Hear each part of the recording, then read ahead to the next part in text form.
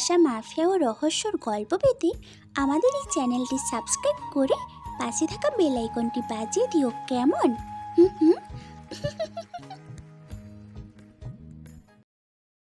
একটা গ্রামের সন্ত্রাসী আমি।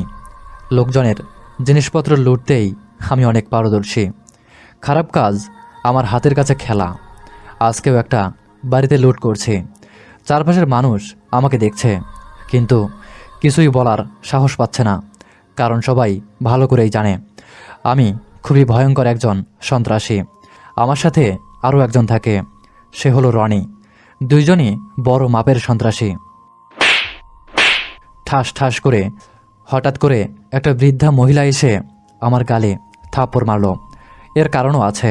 আমি একটা বাড়িতে লুটপাট করার সাথে সাথে ভাঙচুরও করতেছিলাম আর টাকা পয়সা নিচ্ছিলাম। ওই বাড়ির বউ আর ছেলে বাধা দিতে আসলে আমি ধরে মারি, আর এটাই একটা বৃদ্ধা মহিলা সহ্য করতে না পেরে এসে আমাকে মারে। এটা দেখে আমার লোক এগিয়ে আসে, কিন্তু আমি হাত দিয়ে থামিয়ে দিলাম। জানোয়ার, মা বাবা তোরে কেমন শিক্ষা দিয়েছে? হ্যাঁ, যে একটা মায়ের সামনে তুই তার ছেলেকে মারছিস। ইয়া, শিক্ষা? আমার কেউ নাই যে শিক্ষা দিবি। আর আমি মাফিয়া সন্ত্রাসী, আমার পরিবার লাগে না, প্লাস রায়ান। ও আচ্ছা, তাহলে তোর পরিবারে কেউ নেই? না। ওরে জানোয়ার, তাহলে এই সব টাকা পয়সা খুন খারাপি করে কি করবি? এই সব টাকা তুই কার জন্য নিয়ে যাচ্ছিস? তোর তো কেউ নেই, আর না ছেলে যে ভবিষ্যতের জন্য তোর লাগবে। বৃদ্ধার কথা শুনে থমকে গেলাম। আমার মাথায় সত্যিই চিন্তা আসতে লাগলো, কার জন্য এইসব করছি? যার জন্য করছি সেই তো আমাকে অবহেলা করছে। এই জন্য বাসা থেকে চলে গেছি। না, এটা হতে পারে না। চিৎকার করছেন কেন বস? আপনার চোখে পানি? বস, আপনি কান্না করছেন কেন? আমি কান্না করতে পারি না। এটা বলে কান্না করতে লাগলাম বৃদ্ধার সামনে। মা, আপনার মতো আমাকে কেউ শাসন করেনি, সেই জন্য আমি হেমন। তুই আমাকে মা বললি? তাহলে এইসব কাজ ছেড়ে দে বাবা। ঠিক আছে মা, এই তোরা সবার জিনিস ফেরত দে। কিন্তু বস, এই কাজ ছেড়ে দিলে খাবো কি? যেটা বললাম সেটা আগে কর। বসের কথা মতো সবাই লুট করা জিনিস ফেরত দিল। রাস্তা দিয়ে ছুটে চলেছে একটা মহিলা, কোলে তার 2 বছরের বাচ্চা, সাথে 7 বছরের একটা মেয়ে। কোনোভাবে বাচ্চা মেয়েটি নিজের মায়ের সাথে ছুটে চলেছে। পিছনে কিছু লোক তাড়া করছে। মহিলা দেখলো দৌড়ে তাদের সাথে পারবে না, এই জন্য চারিপাশে তাকাতে লাগলো কোথাও পালানো যায় কিনা, আর সেটা পেয়েও গেল। পাশের পাঁচিলেই সাইডে লুকিয়ে পড়ল। নিজের মেয়েকে চুপ থাকতে বলে। কিছু সময় লোকগুলো খোঁজাখুঁজি করে চলে গেল, আর মহিলাটা সেখানে বসে রাত পার করতে লাগলো। পরের দিন সকালে মহিলাটা একটা মসজিদের সামনে আসলো। মা, আমার ক্ষুধা লাগছে। আচ্ছা শোনো, তুমি তোমার ভাইকে নিয়ে এখানে বসো, আমি দেখছি। মহিলাটি 2 জনকে রেখে চলে গেল খাবার খোঁজ করতে। মেয়েটি নিজের কোল থেকে ভাইকে নামিয়ে শানের উপরে শুয়ে দিল, আর মসজিদের সামনের রাস্তায় চলে গেল।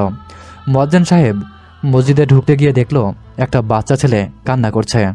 তিনি সাথে সাথে দৌড়ে কোলে তুলে নেয়। বাচ্চাটি এভাবে কান্না করছে কেন? খেতে লাগছে নাকি? আর এইখানে পা ফেলে রেখে গেল কেন? নাকি এটা কারো পাপের ফল? মুয়াজ্জিন অনেক চিন্তা করে, বাচ্চাটাকে নিয়ে হাসি মুখে সেখান থেকে চলে যায়। আজ থেকে তুই আমার বাঁচার উপায়। তোর নিয়ে আমি ঢাকা শহরে গিয়ে নতুন করে জীবন শুরু করব। মহিলা দুর্বল শরীর নিয়ে রাস্তা পার হতেছিল, তখন একটা খালি রিক্সা এসে তাকে লাগিয়ে দেয়। সাথে সাথে রাস্তায় পড়ে যায়। রিক্সাওয়ালা রিক্সা থেকে নেমে মহিলাটার কাছে আসে। মা, তুমি ঠিক আছো তো? জি চাচা, ঠিক আছে। তুমি দুর্বল শরীর নিয়ে ঘুরে বেড়াচ্ছ কেন? আসলে চাচা, খুব বিপদে পড়েছি। আমার 2 ছেলে মেয়ে না খেতে পেয়ে কান্না করছে। আহারে, আচ্ছা ঠিক আছে, তুমি রিক্সায় উঠো, আমি তোমাকে সাহায্য করছি।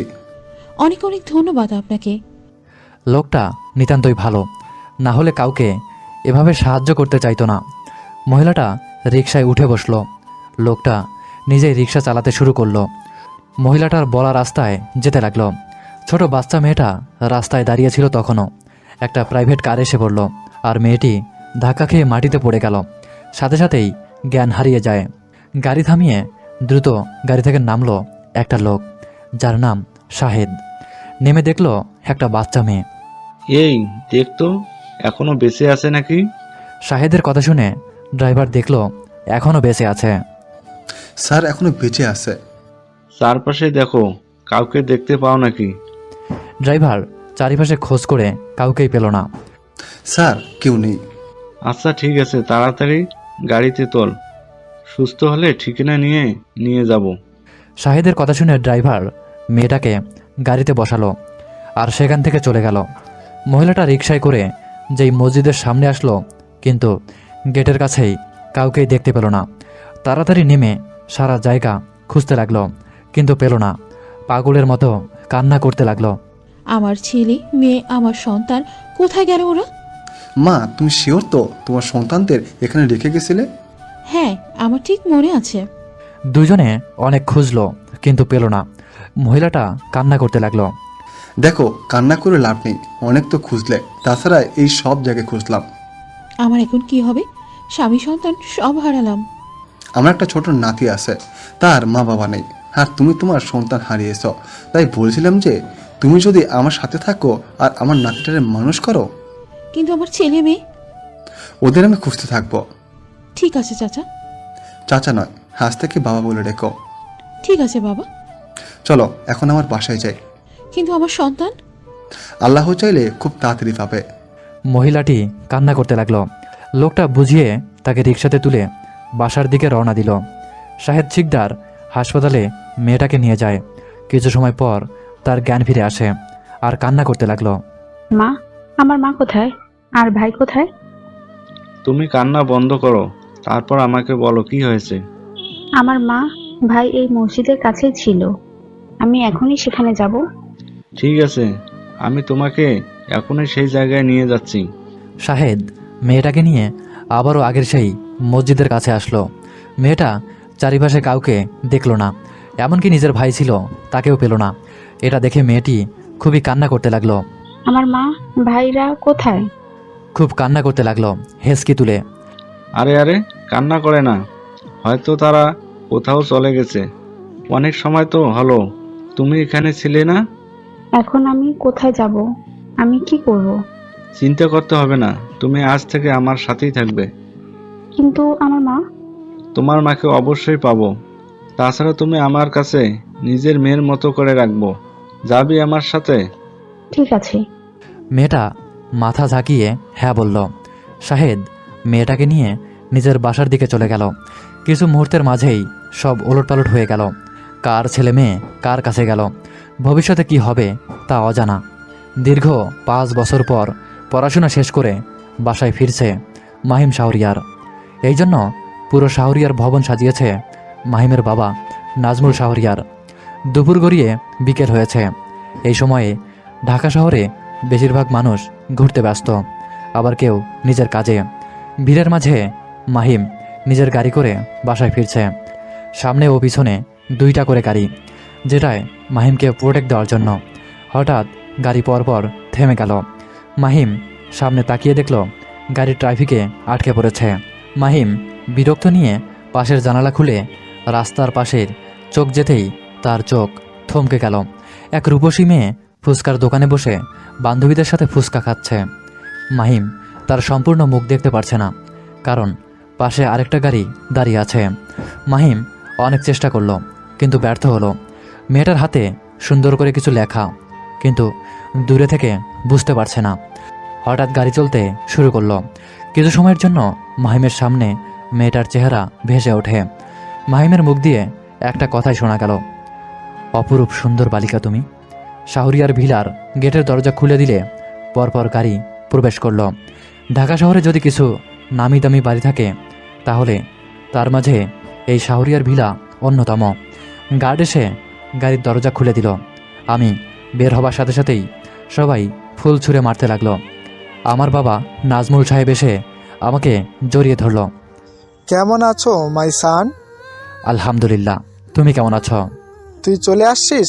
এখন আমি অনেক ভালো। চল ভিতরে, কতদিন পর বাড়ি আসলি? বাবা নিজেই আমাকে নিয়ে বাড়ির ভিতরে গেল আর বাকিদের আমার জিনিস আনতে বলল। বাড়ির ভিতরে প্রবেশ করলে একজন ঠান্ডা পানি আর শরবত এনে দিল। আমি সোফায় বসে সেটা পান করলাম। বাবা, আমার খুব ক্লান্ত লাগছে, আমি ফ্রেশ হয়ে আসি। আমার রুমে সব কিছু ঠিক আছে তো? সব ঠিক করে রেখেছি তুই আসার আগেই। আমার ব্যাগগুলো আমার রুমে পাঠিয়ে দিও। এটা বলে আমি দোতলায় নিজের রুমে চলে গেলাম। আর বাবা বলতে লাগলো, ভাবছি আজ আমার ছেলে আসছে, তোমাকে তো রান্না করতে বলছিলাম, করেছো তো? সব রেডি। ঠিক আছে। ঢাকা শহরের চারিপাশে শুধু অলিগলি। হাউজিং এস্টেটের একটা বাড়িতে সেখানে মালিকা নামের এক মহিলা, সাথে তার বাবা আর মেয়ে বাস করে। হঠাৎ একটা মেয়ে নিজের স্কুটি থামিয়ে দৌড়ে নিজের বাসায় ঢুকলো। আর বাড়ির ভিতরে মালিকা নিজের কাজ করছিল। মেয়েটা গিয়ে তাকে জড়িয়ে ধরে ঘোরাতে লাগলো। আম্মু, আমার আম্মু। আরে আরে থামা তো, এত ঘোরাস না। কি হয়েছে যে আমার মেয়ে এত খুশি? আমার জব হয়ে গিয়েছে মা। তাহলে কি এই জন্য বান্ধবীদের নিয়ে ঘুরতে গিয়েছিলি? তা বৃষ্টি, কোথায় জব হলো তোর? দাদু, সাহারিয়া গ্রুপ অফ ইন্ডাস্ট্রি কোম্পানিতে। আলহামদুলিল্লাহ। তারপর বৃষ্টি নিজের ব্যাগ থেকে মিষ্টি বের করে নিজের মাকে এবং দাদুকে খাইয়ে দিল। তো কবে থেকে তোর চাকরি শুরু? এই তো কোম্পানির মালিকের ছেলে যেদিন থেকে জয়েন করবে, আমারও সেই দিন থেকে শুরু। আমাকে তার বিয়ে হিসেবে নিয়োগ দেওয়া হয়েছে। যাই করিস না কেন, সাবধান ছেলে মানুষ থেকে। ঠিক আছে আচ্ছা, এখন ফ্রেশ হয়ে নে, আমি তোকে খাবার দিচ্ছি। আম্মু, তাড়াতাড়ি খেতে দাও, আমার ভার্সিটির দেরি হয়ে যাচ্ছে। তুমি তো জানোই মা, আমার তাড়াতাড়ি ঘুম ভাঙে না। তো আমাকে ডেকে দিলে আমাকে এত কথা শোনাই কেন? আর ঠিক আছে বস। এমকে নিজের ডান হাত। এমকের সাথে কথা বলে ফোনটা রেখে দিয়ে ভাবতে লাগলাম, একবার যখন এসেছি সব অন্যায় চুকিয়ে দেব। কথাগুলো বলেই হাসতে লাগলাম। রাতে নিজের গাড়ি নিয়ে বাইরে বের হলাম। অনেক দিন পরে নিজের দেশে আসছি, এই জন্য একটু ঘোরাঘুরি করছি। প্রতিবারই আমি নিজের গাড়ি নিয়ে রাতের অন্ধকারে বের হই, কারণ অন্ধকার জিনিসটা আমার খুবই প্রিয়। দিনের আলোয় ঘোরাঘুরি শেষ, রাতের ঝিঝি পোকার ডাক, বিভিন্ন পশু পাখির ডাক, নিরিবিলিভাবে ঘুরতে বরাবরই আমার অনেক ভালো লাগে। আজও সেটার ব্যতিক্রম হয়নি। আমি গাড়ি নিয়ে বের হবার কিছু দূর যেতেই আমার গাড়িটা হঠাৎ করে বন্ধ হয়ে যায়। আমি বিরক্ত শোষক গাড়ি থেকে বের হয়ে দাঁড়ালাম। তারপর সামনের ইঞ্জিন খুলে দেখলাম যে ইঞ্জিন পুড়ে গেছে। ধুর, গাড়ি নষ্ট হবার আর সময় পেল না। এখন আমি কিভাবে ঘুরবো চারপাশ? কথাগুলো বলে আমি একটু চারপাশে দেখতে লাগলাম যে কোনো গাড়ি আসছে কিনা, কিন্তু অনেক সময় হয়ে যাওয়ার পরও কোনো গাড়ি আসলো না। তাই আমি নিজের বন্ধু নাফিসকে ফোন দিলাম। হ্যালো নাফিস। হ্যাঁ মাহিম, বল। আমি যে দেশে আসছি তোর তো কোনো খোঁজখবরই নেই। আর বলিস না বন্ধু, একটু কাজে বিজি ছিলাম। তো এখন কি ফ্রি আছিস? হ্যাঁ আসি, কিছু বলবি? তোর বাইকটা নিয়ে এখানে চলে আয়। আচ্ছা ঠিক আছে, তুই অপেক্ষা কর 5 মিনিট, আমি 10 মিনিটের ভেতরে আসছি। আচ্ছা ভাই, তাড়াতাড়ি আসিস। আমি নাফিসের জন্য অপেক্ষা করতে লাগলাম, কিন্তু তখনই ঘটলো একটা বিপত্তি। হঠাৎ রাস্তার পাশে গাছগাছালির ভিতর থেকে কিছু আওয়াজ শুনতে পেলাম, তাই সেই দিকে যেতে লাগলাম। হঠাৎ দেখতে পেলাম দুই পক্ষের লোক কিছু ব্যাগ নিয়ে দাঁড়িয়ে আছে এবং কিছু কথাও শুনতে পেলাম। জি বস, এই 1 মাসের ভিতরে সব কাজ হয়ে যাবে। হ্যাঁ, এই কাজটি হয়ে গেলে আমি এরপরে আরো বড় ধরনের প্রজেক্ট নিয়ে কাজ করতে চাই। কিন্তু বস, এর জন্য তো অনেক টাকা প্রয়োজন হবে। সেটা নিয়ে তোকে ভাবতে হবে না, আমি শাহরিয়ার গ্রুপ অফ ইন্ডাস্ট্রিজের কোম্পানিতে কাজ করি, আর সেখান থেকে টাকা হাতানো আমার বা হাতের খেলা। তাছাড়াও আমার বড় বস আছে, সে তো অঢেল টাকার মানুষ। আচ্ছা ঠিক আছে বস। আর হ্যাঁ, তুই এই ড্রাগসগুলো ঢাকা বিশ্ববিদ্যালয়ের সভাপতির কাছে পাঠিয়ে দিস। ওকে বস, ঠিক আছে। তো আমাদের পাওনাটা? সে তো অবশ্যই পাবি তুই। এটা বলে মাস্ক পরা লোকটা তার ব্যাগ থেকে এক বালতি টাকা বের করে অপর পাশের ব্যক্তিদের হাতে ধরিয়ে দিল। এখন তুই যেতে পারিস, আর আমার কাজগুলো যেন সঠিকভাবে হয়। একদম চিন্তা করবেন না বস, আপনার কাজ খুব ভালো মতো হয়ে যাবে। তারপর কথাগুলো বলে দুই দল দুই দিকে চলে গেল। চারপাশে অন্ধকার, সেজন্য আমি তাদের মুখ ভালো করে দেখতে পারলাম না। কারা এরা যে রাতের অন্ধকারে এমন কর্ম করছে, যেভাবেই হোক এদের খুঁজে বের করতে হবে। ওই লোকটা তো বলল যে আমার নিজের কোম্পানিতে কাজ করে, তাহলে কি না, খুব তাড়াতাড়ি আমাকে আমার কাজে জয়েন করতে হবে। কথাগুলো বলে আমি রাস্তায় চলে আসলাম। তার কিছু সময় পরে নাফিস আসলো। সরি বন্ধু, একটু লেট হয়ে গেল। আরে কোনো ব্যাপার না ব্রো, তুই প্রতিবারই লেট করিস, আজও লেট করে একটু উপকারই করেছিস। সেটা কিভাবে? এটা তো না জানলেও চলবে, কিন্তু উপকার করেছিস এটাই আলহামদুলিল্লাহ। নাফিস কিছুই বুঝতে পারছে না, শুধু ফেলফেল করে আমার দিকে তাকিয়ে আছে। আমি নাফিসের মাথায় একটা গাট্টা মেরে বাইকে চেপে বসলাম। তারপর দুজনে রওনা দিলাম অজানা উদ্দেশ্যে। সকালে খাবার টেবিলে বসে আছি আমি আর আমার বাবা, দুজনে কথা বলছি আর খাবার খাচ্ছি। বাবা, আমি খুব তাড়াতাড়ি অফিসে জয়েন করতে চাই। কেবল পড়াশোনা করে আসলে একটু ঘোরাঘুরি করো মাই সান। চিন্তা করতে হবে না বাবা, আমি সব সামলে নেব। তুমি কি শিওর? তো কবে জয়েন হবে? কাল থেকেই। আচ্ছা ঠিক আছে, আমি অফিসে জানিয়ে দিচ্ছি তোমার জন্য ঠিক করা নতুন পিএকে। আচ্ছা বাবা। খাওয়া দাওয়া শেষ করে নিজের দাদির সাথে একটু দেখা করে কথা বলে বাড়ি থেকে বেরিয়ে পড়লাম। কোথাও যাবার উদ্দেশ্যে বেরিয়ে পড়ছে। তাড়াতাড়ি খেতে দাও, আমার ভার্সিটির দেরি হয়ে যাচ্ছে। তুমি রোজ পড়ে পড়ে ঘুমাবি আর সময় শেষ হলে নাস্তা টেবিলে এসে চিল্লাচিল্লি করবি। তো জানোই মা, আমার তাড়াতাড়ি ঘুম ভাঙে না। তো হ্যাঁ, সেটা জানা আছে তো। বৃষ্টি, এত কথা বলিস না তো। দাদু ভাই, তোর মা ঠিক খেতে দিবে। আমাকে ডেকে দিলে আমাকে এত কথা শোনাই কেন? এমনি এমনি তোকে কথা শোনায়। বিভিন্ন কথা বলতে বলতে খেয়ে বৃষ্টি ভার্সিটি যাবার জন্য বেরিয়ে পড়ল, সাথে তার বান্ধবী রিয়া। দুজনে ঢাকা বিশ্ববিদ্যালয়ের 4র্থ বর্ষের ছাত্রী। আমি সিম্পল একটা শার্ট আর একটা প্যান্ট পরে মোটা ফ্রেমের চশমা পরে হেঁটে হেঁটে ঢাকা বিশ্ববিদ্যালয়ের গেটে প্রবেশ করলাম। চারিদিকে তাকিয়ে দেখতে দেখতে সামনের দিকে এগিয়ে যেতে লাগলাম। হঠাৎ পিছনে থেকে কেউ এসে ধাক্কা খেল, সাথে সাথে আমি মাটিতে পড়ে যাই, সাথে পিছনে থাকা ব্যক্তিটাও। আমি নিজেকে সামলে নিয়ে নিজের চশমা পরে উঠে দাঁড়ালাম এবং দেখলাম যে একটা মেয়ে পড়ে আছে। আমি নিজের হাত বাড়িয়ে দিলাম যেন সে হাত ধরে উঠে দাঁড়াতে পারে, কিন্তু মেয়েটা হাত না ধরে নিজে থেকে উঠে দাঁড়িয়ে নিজের জামা ঝাড়তে লাগলো। আমি হাত নামিয়ে নিলাম। হঠাৎ আরেকটা মেয়ে এসে আগের মেয়েটার কাছে এসে বলতে লাগলো, বৃষ্টি, তুই ঠিক আছিস তো?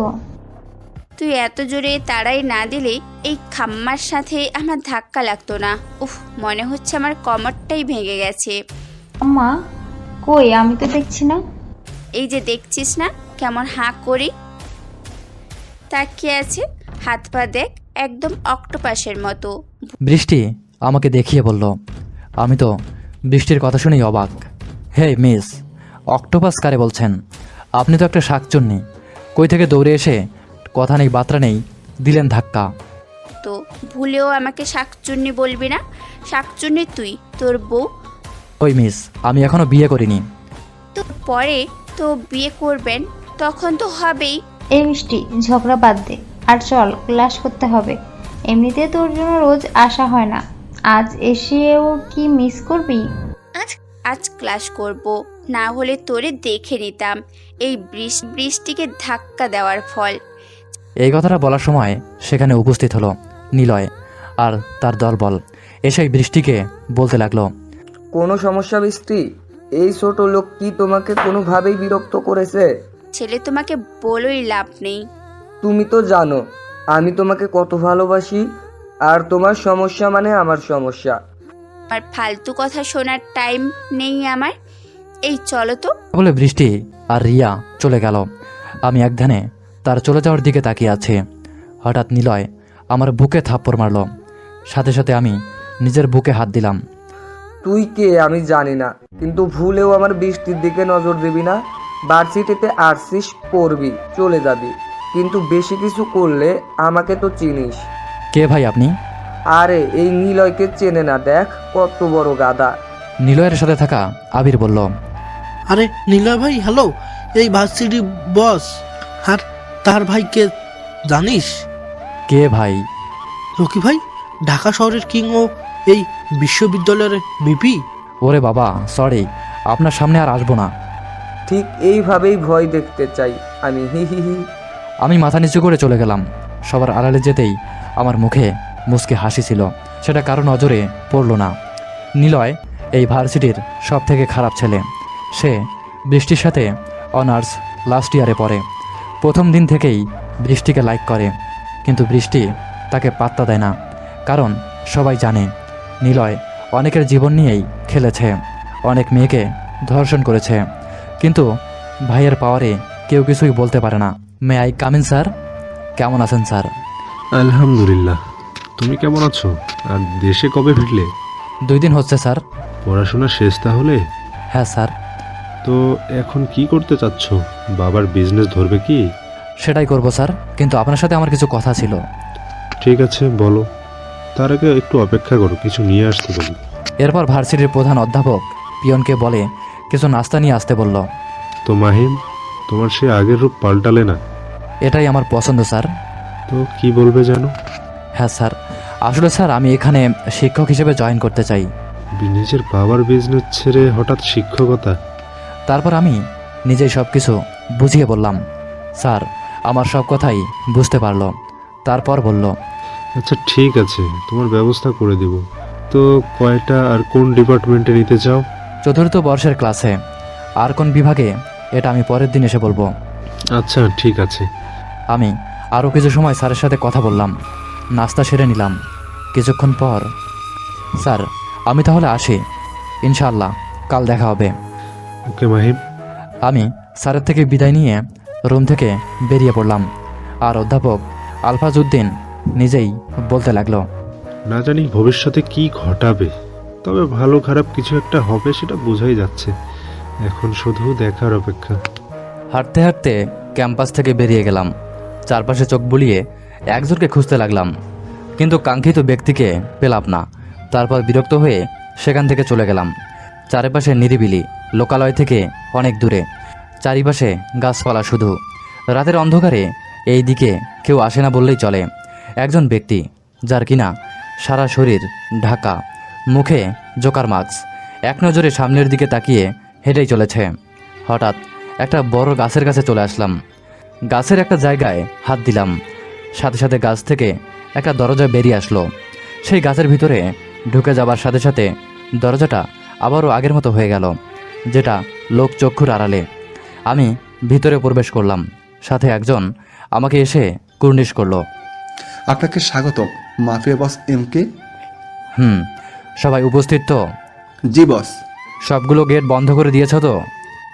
জি বস, আপনার কথা মতন সব গেট আগে বন্ধ করে দিয়েছি, আর তার আগে সবাই উপস্থিত হয়েছে। তাহলে চলো যাওয়া যাক। লোকটা সামনে হাঁটতে লাগলো, আর আমি পিছনে পিছনে যেতে লাগলাম। আমি গিয়ে সবার সামনে থেকে স্টেজে গেলাম। সবাই আমাকে কুর্নিশ করলো। কেমন আছেন আপনারা? ভালো, আপনি? আমিও ভালো আছি। দেশে অনেক অপরাধ বেড়েছে, বিশেষ করে আমাদের দেশের বিশ্ববিদ্যালয়গুলোতে মেধাবী ছাত্রছাত্রীদের মাঝে ড্রাগস ছড়িয়ে দেওয়া হচ্ছে, আরও অনেক অনেক ধরনের মাদকদ্রব্য। আমাদের এখন কি করতে হবে? বেশি কিছু করতে হবে না। আপনারা শুধু আমার বা এনকে বলা বিশ্ববিদ্যালয়গুলোতে যাবেন ছদ্মবেশে, আর সব রিপোর্ট হেডকোয়ার্টারে দেবেন। ঠিক আছে বস। তারপর আরও অনেক কথা বললাম। বিশেষ করে ঢাকার মধ্যে যারা এই খারাপ কাজের হেড, তাকে খুঁজে বের করতে বললাম। নিজের মিটিং শেষ করে আমি এবং এনকে সেই জায়গা থেকে বেরিয়ে পড়লাম। আর অন্যরা যে দিক দিয়ে এসেছিল সেই দিকেই চলে গেছে। মন্ত্রী আসাদ, ঢাকার একজন নামকরা মন্ত্রী। সবার কাছে তিনি ভালো মানুষ। গরিব মিসকিনকে সাহায্য করা তার মূল ধর্ম। আজকেও মিরপুর 12-তে অন্ন বস্ত্র বিতরণ করছে। ঠিক সেই সময়ে তার কাছে একটা ফোন আসলো। বস, একটা খারাপ খবর আছে। আমি এখন এক কাজে ব্যস্ত আছি, রাতে আমার অফিসে চলে আসিস, সেখানে কথা হবে। ঠিক আছে স্যার। আসাদ ফোন কেটে ভাবতে লাগলো কি এমন খারাপ হয়েছে। তখন পাশে থেকে তার ভাই শুভ বলল, ভাই কি এত ভাবছেন? মানুষ দাঁড়ায় আছে তো। তেমন কিছু না। এটা বলে আবারও বিতরণ করতে লাগলো, কিন্তু মনের মাঝে কি খারাপ ঘটেছে সেই চিন্তাভাবনা চলছে। এক একজন করে নিয়ে যাচ্ছে, আর আসাদকে দোয়া করে যাচ্ছে। রাতের খাবার খেতে বসেছে বৃষ্টি, তার মা আর তার দাদু। আম্মু কাল কিন্তু খুব তাড়াতাড়ি ডাকবে। আর এটা তো রোজ বলিস, কিন্তু ডাকলে তো উঠিস না। না ডাকলে ডেকো, আমি উঠবো, না হলে অফিস যেতে দেরি হয়ে যাবে। কাল থেকে তো অফিস শুরু। মা, স্যার যেতে বলেছে, কাল নাকি নতুন এমডি আসবে। ঠিক আছে। সে যাই হোক দিদিমণি, তুমি অফিসে যাবে, কিন্তু বড় লোকদের সাথে বেশি মিশামিশির দরকার নেই, কারণ তারা বেশিরভাগই অনেক খারাপ হয়ে থাকে। তোমার কথা আমার খুব মনে থাকবে। তো বৃষ্টি, তুই যদি অফিসে যাস তাহলে ভার্সিটিতে ক্লাস করবি কিভাবে? আমি তো অফিসে তত সময় থাকবো যত সময় এমডি স্যার থাকবেন। তাছাড়া ভার্সিটিতে গুরুত্বপূর্ণ ক্লাস না হলে তেমন একটা যাব না। দেখ, তোর যেটা ভালো মনে হয়, কিন্তু এই অফিসের পাল্লায় পড়ে যেন লাস্ট ইয়ারে এক্সামে রেজাল্ট খারাপ না হয়। এটা নিয়ে একদম চিন্তা করতে হবে না মা তোমাকে। আম্মু তাড়াতাড়ি আমাকে আরও কিছু সময় কথাবার্তা বলে খাওয়া দাওয়া শেষ করলো। তারপর সবাই টিভি দেখতে লাগলো। অন্যদিকে, বাবা, কাল তো আমি অফিসে যেতে যাচ্ছি, তুমি কি বলো? ঠিক আছে, তাছাড়া আমি তোমার নতুন বিয়েকে বলে রেখেছি যে তুমি কাল অফিসে যাবে। ও আচ্ছা, কিন্তু বাবা, আমি তো অফিসের ছদ্মবেশী হিসেবে যেতে চাই, একজন কর্মচারী হিসেবে। নিজের অফিস, তাও কর্মচারী হিসেবে কেন যাবে মহিম? বাবা, আমাদের ভালোর জন্যই আমি এই কাজটা করতে যাচ্ছি। তাই এটাই ভালো হবে যে আমি অফিসে যাচ্ছি আর আমার পরিচয় কাউকে না দিলেই ভালো হয়। ঠিক আছে, তুমি এখন তোমার ভালো মন্দ সব বুঝতে শিখেছো, তাছাড়া তো এখন থেকে তুমি ভালো মন্দ সবাই দেখবে। বাবা। খাওয়া দাওয়া করে আমি নিজের রুমে চলে আসলাম। তখনই আমার ফোনে একটা কল আসলো। হ্যালো বস, আপনি যে মেয়েটির বিষয়ে খোঁজ নিতে বলেছিলেন, আমি সব খোঁজখবর নিয়েছি। ঠিক আছে, মেয়েটার ডিটেলস আমাকে মেইল করে দাও। ওকে বস। আমি ফোনটা রেখে নিজের ল্যাপটপ নিয়ে বসে পড়লাম। কিছু সময় পর একটা মেইল আসলো। সেটা ওপেন করেই আমার মুখে মুচকি হাসি ফুটে উঠল। বাহ, বৃষ্টির সব ডিটেলস দেখছি এখানেই আছে, কিন্তু এখানে তো দেখছি সে আমার অফিসে আমার নতুন পিএ। এখন কি করব? আমি যদি তার টিচার হই, আবার অফিসের এমডি, তাহলে তো একটু ঝামেলা হয়ে যাবে। কিছু একটা তো বুদ্ধি বের করতেই হবে। তারপর আমি সম্পূর্ণ ডিটেলস খুঁটিয়ে খুঁটিয়ে দেখতে লাগলাম আর নিজেকে সিক্রেট রাখার উপায় খুঁজতে লাগলাম। হঠাৎ করে আমার মাথায় নাফিসের কথা মনে পড়ল। সাথে সাথে নিজের ফোনটা বের করে নাফিসকে কল করলাম। ওই নাফিস, তুই কোথায় রে? এই তো আমি বাসায় আছি, কেন বল? একটু ব্রিজের ওপর আয় তো, তোর সাথে একটু কথা আছে। আচ্ছা ঠিক আছে, তুই আয়, আমি আসছি। আমি ফোনটা রেখে নিজের বাড়ি থেকে বেরিয়ে পড়লাম। 15 মিনিট পর। তো হঠাৎ এখানে আসতে বললি কেন মাহিম? দোস্ত, আমাকে একটা সাহায্য করবি? কি সাহায্য লাগবে সেটা বল। আমার অফিসে তুই কয়েকদিন এমডি হয়ে যাবি। কি এমনি? তাও আমি কোনোভাবেই সম্ভব নয়। প্লিজ দোস্ত, এই হেল্পটা কর। কিন্তু তুই থাকতে আমি কেন? আরও তো অনেক কাজ আছে। ওরে গাধা, বেশি সময় থাকতে হবে না। তবুও এটা কেমন যেন দেখায়। বেশি সেন্টিমেন্ট খেতে হবে না তোর। তোকে যেটা বললাম সেটাই করবি। আমি আর কিছু জানি না। আচ্ছা ঠিক আছে, তোর কথাই রইল, কিন্তু তুই কি করবি? আমি কি করব কালকেই দেখতে পারবি। কিন্তু একটা কথা, তুই কিন্তু অফিসে গিয়ে আমার সাথে কথা বলবি না, মানে অপরিচিত হয়ে থাকবি। আল্লাহ জানে তোর মাথায় কি না কি চলছে। যা কিছু চলছে ভালোর জন্যই চলছে। সময় হলে সব কিছুই ঠিক বুঝতে পারবি। আমাকে কি একটু বলা যায়? শুধু এটুকুই শুনে রাখ, যা করছি দেশের ভালোর জন্য করছি। তাছাড়া এখানে আমার একটা নিজের ব্যক্তিগত কারণ আছে।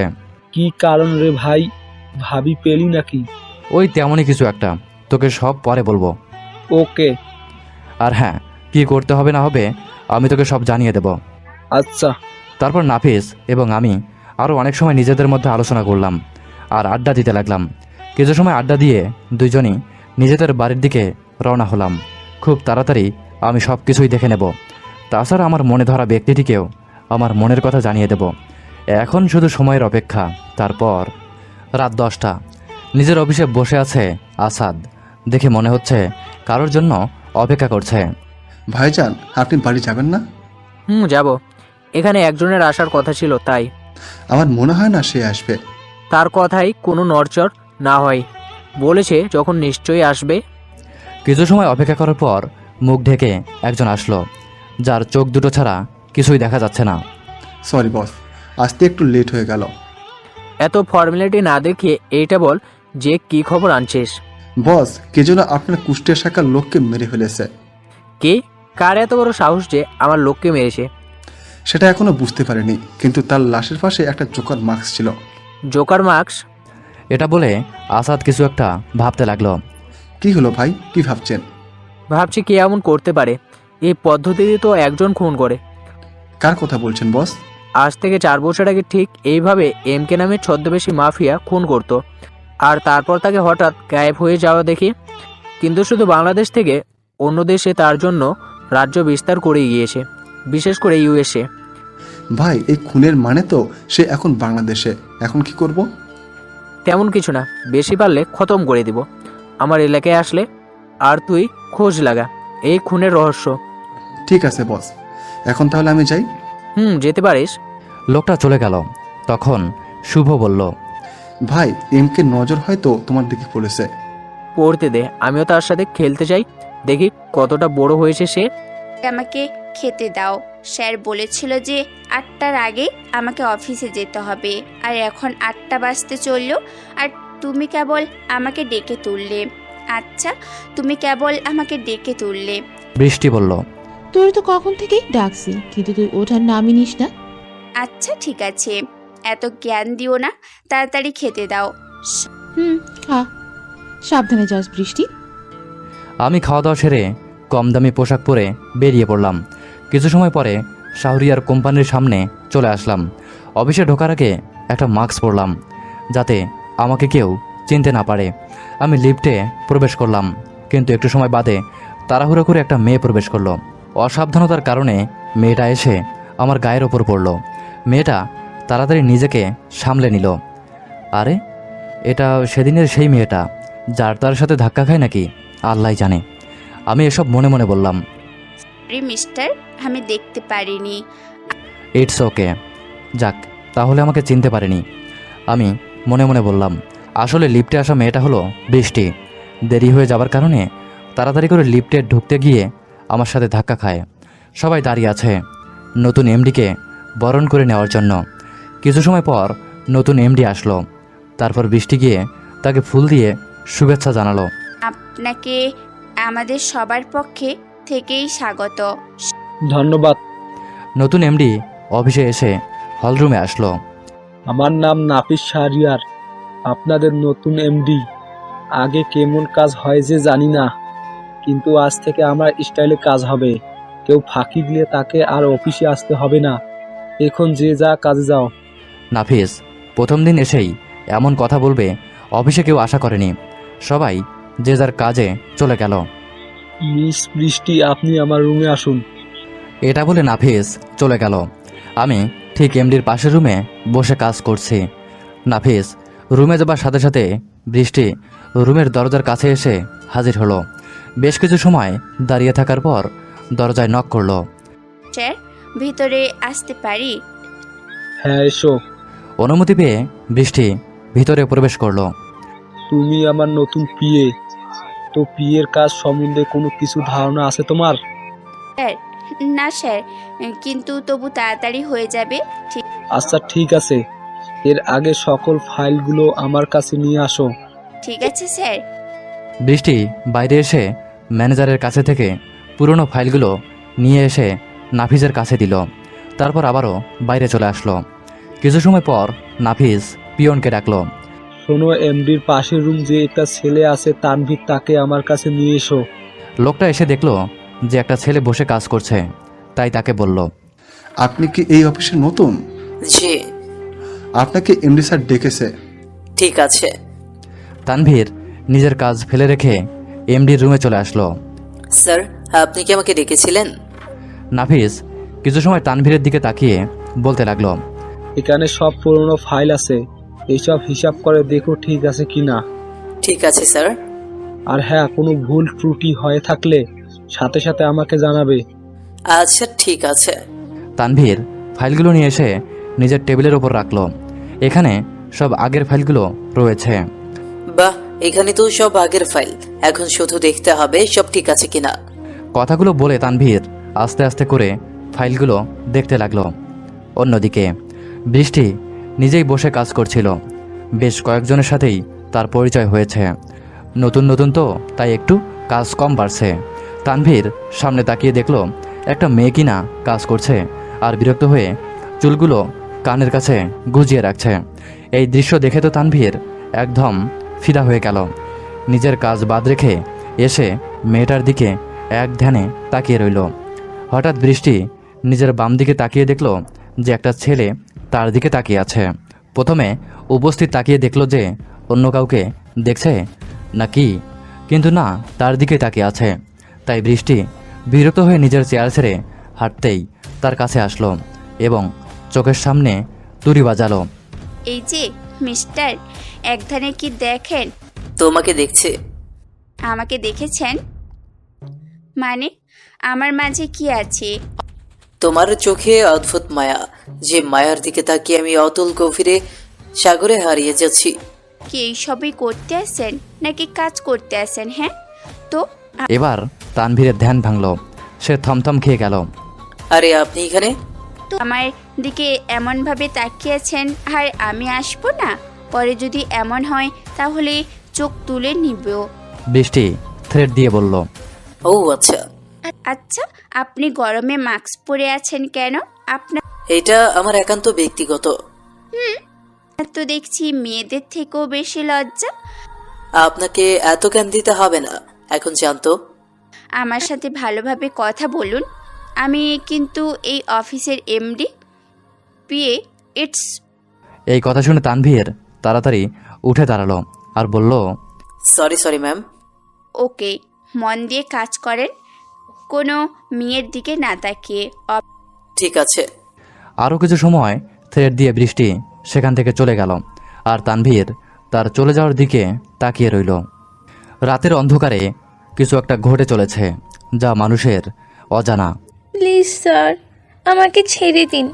আর কোনো দিন আমি আপনার সামনে আসবো না, আর না কোনো প্রতিবাদ করব। সেটা তো হবে না সোনা। তুমি এই রকির সাথে পাঙ্গা নিয়েছো, আমার লোককে থাপ্পড় দিয়েছিস, এর শাস্তি তোকে পেতেই হবে। আর শাস্তি স্বরূপ তোকে আজ আমার বিছানা গরম করতে হবে। রকি হেসে বলল, যা শুনে মেয়েটা আরও কান্নায় ভেঙে পড়ল। রকি মদ খেয়ে মেয়েটার দিকে এগিয়ে আসলো। মেয়েটা অনেক আকুতি মিনতি করতে লাগলো। মেয়েটার একটাই ভুল, সে রকির কাজে বাধা দিয়েছে আর সবার সামনে থাপ্পড় দিয়েছিল। এই জন্য রকি তাকে তুলে এনেছে। আমাকে মাফ করে দিন, এমন ভুল আর কোনো দিন হবে না। সে আমি শুনছি না, কারণ আমি এই ঢাকা সিটির কিং, আর তুই কি না আমার সাথে খারাপ ব্যবহার করিস, এর ফল তোকে পেতেই হবে। প্লিজ আমার এত বড় সর্বনাশ করবেন না। মেয়েটার মিনতি রকি শুনল না, চুল ধরে দেয়ালের সাথে চেপে ধরল। মেয়েটা চিৎকার করতে লাগলো, কিন্তু শোনার মতো কেউ নেই। বাইরে দারোয়ান দাঁড়িয়ে আছে, যেন কেউ না আসতে পারে। তাই না জানি এই পশুটা আর কতজন মেয়ের জীবন শেষ করবে এভাবে। কেউ আসবে না যে এই শয়তানকে শেষ করতে? হে আল্লাহ, আর কত দাঁড়িয়ে থেকে এভাবে নিজেকে পাপী বানাবো। দারোয়ান লোকটা নিজের মনে মনে কথাগুলো বলতে লাগলো। নিজের রুমে বসে কাজ করছি, অফিসের কাজ বাদেও আমাকে আরও কিছু কাজ করতে হয়, সেটা সবার অজানা। নিজের অফিসে কে যে এভাবে দুর্নীতি করছে আমাকে খুঁজে বের করতেই হবে। এই 2 বছরে এত টাকা সরানো হয়েছে বুঝতেই পারিনি আব্বু। হয়তো বাহ্যিক কাজের জন্য একদিক নজর দেয়নি, কিন্তু ম্যানেজার আঙ্কেল তো সব দেখার কথা। নাকি এসব কাজের জন্য কিছুই মাথায় আসছে না। কি করব বুঝতে পারছি না যে কি করব। যা করতে হবে ভেবেচিন্তে করতে হবে। নিজের কাজ বন্ধ রেখে হঠাৎ কিছু একটা ভাবতে লাগলাম। তারপর হঠাৎ মুচকি হেসে উঠলাম। উফ, এই মেয়েটা আমার ভাবনার মাঝেও চলে আসছে। এই 2টা দিনেই এমন অবস্থা, না জানি ভবিষ্যতে কি হবে। বৃষ্টি, কি সুন্দর নাম। ইস, আমার নাম যদি মাহিম না হয়ে মেঘ হতো তাহলে কি সুন্দর নামটা মিলে যেত। মেঘের বৃষ্টি। আমি এইসব ভেবেই মুচকি হাসলাম। অন্যদিকে বৃষ্টি আর রিয়া ভিডিও কলে কথা বলছে। কি রে দোস্ত, তোর অফিস কেমন কাটলো? অফিসের মানুষজন তো ভালোই ছিল, কিন্তু আমার যে বস সে খুবই রক্তচটা। কিন্তু অদ্ভুত একটা জিনিস ভরে যায়। কি রে? আর বলিস না ভাই, এক শালা আমার দিকে ড্যাব ড্যাব করে তাকিয়েছিল অফিসের মাঝে। তারপর তারপর আর কি, আমি গিয়ে একটু ধমক দিয়েই আসলাম। ছেলেটিকে দেখতে কেমন রে? আরে ভাই, সারাক্ষণ মাস্ক পরেই থাকে, সেই জন্য আমি তার মুখে দেখতেই পারিনি। সর। ও আচ্ছা, হ্যান্ডসাম হলে আমার সাথে প্রেম করিয়ে দিস। এইভাবে তারা দুইজন অনেক সময় গল্প করতে লাগলো। কি হচ্ছে এখানে? কিছু লোক ট্রাকের মধ্যে মালপত্র তুলতেছিল। তখনই দূরে অন্ধকার থেকে আমার কণ্ঠ শুনতে পারলো। চারিপাশে খুঁজতে লাগলো তারা। দূর থেকে কে কথা বলছিস? সাহস থাকলে সামনে আয়। আমি সামনে আসলে তোরা কেউ জ্যান্ত ফিরতে পারবি না। তুই তাদের থ্রেট দিচ্ছিস, সে জানিস? কে তোরা? আমিও একটু শুনি। আমরা হলাম এই ঢাকা শহরের কিং রকির লোক। ওহো, তাই নাকি? হ্যাঁ, তাই বলছি। সাহস থাকলে অন্ধকার থেকে বেরিয়ে আয়। তার আগে বল, তোরা এই ড্রাগস কোথায় পাচার করছিস? কে তুই যে আমরা তোকে বলতে বাধ্য হব? আমি কে, তাই না? একটু পরেই বুঝতে পারবি আমি কে। এটা বলে অন্ধকার থেকে হাঁটতে হাঁটতে আমি বেরিয়ে আসলাম। আমার মুখে জোকার মাস্ক দেখে বোঝা যাচ্ছে যে আমি মাফিয়ার বস MK। নিজেকে আড়ালে রেখে চোকার মাস্ক পরে আসলে মনে হচ্ছে আমরা ভয় পেয়ে যাব। তোরা সারা জীবন ছোট ছোট কুকুর মেরে এসেছিস, বড় বড় বাঘ সামনে আসে তোরা চিনবি কিভাবে? এতদিন পাতি মাস্তানদের সাথে লড়াই করে এসেছিস, আজ সামনে বাঘ এসেছে, সেজন্য তোরা চিনতে পারিসনি। কিন্তু খুব তাড়াতাড়ি আমি তোদেরকে বুঝিয়ে দিয়েছি যে আমি কে। ওরে, কে কোথায় আছিস? আমাকে ধর, আমি তো ভয় পেয়ে গেছি। লিডার টাইপের ছেলের কথা শুনে বাকিরা সবাই হাসতে লাগলো। মালপত্র সবাই এক জায়গায় রেখে এবার আমার সামনে এসে দাঁড়ালো। ভাই, এই শালার সাথে এত কথা না বলে তাড়াতাড়ি একে মেরে আমাদের কাজ করা উচিত, না হলে বস বড় রাগ করবে। হ্যাঁ, তুই একদম ঠিক বলছিস। যাক, কেউ একজন গিয়ে এই শালাকে মেরে আয়। লিডার ছেলেটার কথা শুনে আমাকে একজন মারার জন্য এগিয়ে আসলো। যখনই আমাকে ছুরি দিয়ে আঘাত করতে যাবে, দূর থেকে একটা বুলেট এসে তার মাথা ভেদ করে বেরিয়ে গেল। সাথে সাথেই ধূপ করে সে মাটিতে পড়ে গেল। এটা দেখে বাকি লোকগুলো আটকে উঠল এবং চারিপাশে চোখ বোলাতে লাগলো। বস, আমার মনে হয় এই শালা একলা আসেনি, এর সাথে আরো লোক আছে। আমারও তাই মনে হচ্ছে। এই, তোরা সবাই ওই নিজেদের বন্দুক বের করে আর ওই শালাকে ঝাঁঝরা করে দে। ঠিক আছে বস। লিডারের কথা শুনে সবাই নিজের বন্দুক বের করে আমার দিকে তাক করলো। কিন্তু গুলি চালানোর আগেই কোথায় থেকে বুলেট এসে সবার বডি ডেড করে বেরিয়ে গেল। সাথে সাথেই সেখানে লাশের স্তূপ হয়ে গেল। লিডার লোকটা ভয়ে কাঁপতে লাগলো। কে তুই যে এক নিমেষেই আমার এত লোককে তুই মেরে ফেললি? আমি কে তোর না জানলেও চলবে, কিন্তু এখন তুই বল তোর বড় বসের নাম কি? আমার বসের নাম রকি। না না না, আমি তোর আসল বিগ বসের নাম জানতে চেয়েছি। সেটা আমি মরে গেলেও বলবো না। ঠিক আছে, তাহলে তোকে আর বাঁচিয়ে রেখে লাভ নেই। এটা বলে আমি লোকটার দিকে বন্দুক তাক করলাম। এখনো সময় আছে, ভালোই ভালোই বলে দে তোর বিগ বস কোথায়। এবার লোকটা ভয়ে কাঁদতে লাগলো। প্লিজ আমাকে ছেড়ে দিন, আমি তো কিছুই জানি না।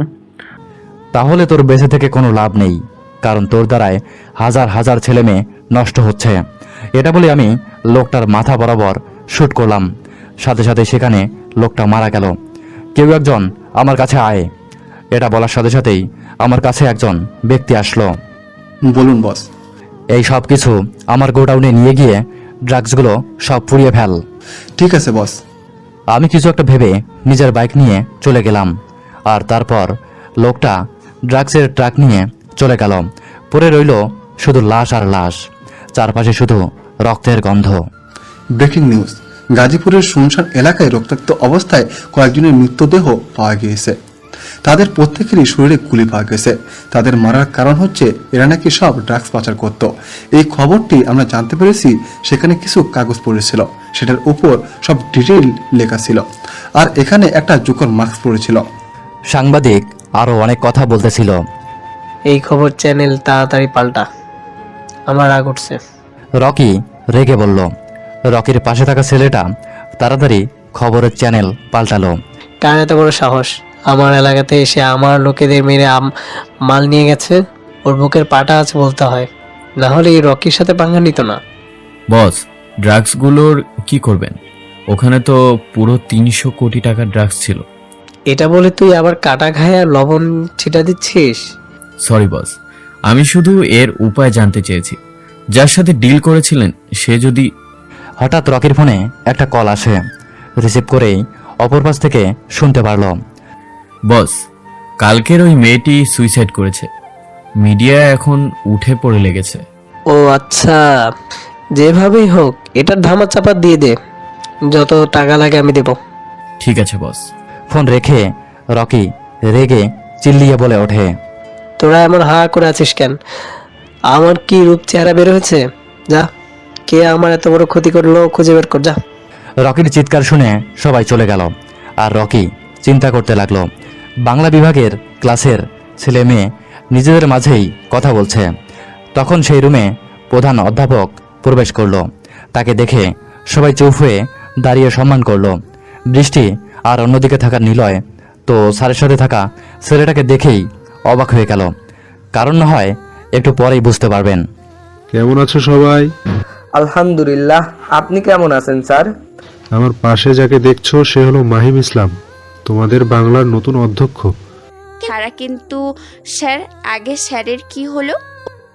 বৃষ্টি জিজ্ঞেস করলো, তোমাদের আগের স্যার কিছুদিনের ছুটিতে গেছে, তাই আজ থেকে তিনি তোমাদের ক্লাস নেবে।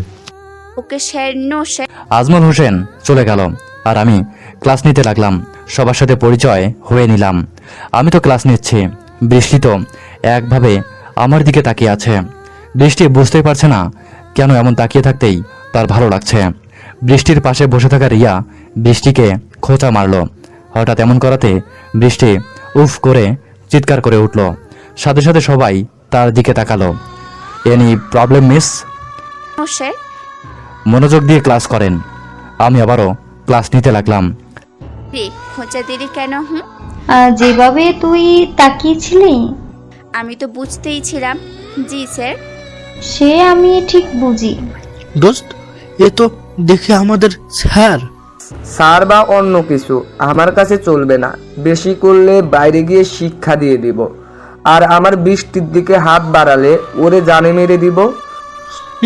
আমি একটা জিনিস খেয়াল করেছি যে বৃষ্টি এক ধ্যানে স্যারের দিকে তাকিয়ে থাকতে। সেটা তো আমিও দেখছি, আর এটাও দেখছি স্যার মাঝে মাঝে বৃষ্টির দিকে নজর দিচ্ছে। আচ্ছা নিলয়, তোর পাখি উড়ে যাচ্ছে না তো? সেটা কোনোভাবেই হতে দিব না। আমি দেখলাম দুইজন ছেলে কথা বলছে, তবুও কিছু বললাম না। ক্লাস নিয়ে বেরিয়ে গেলাম।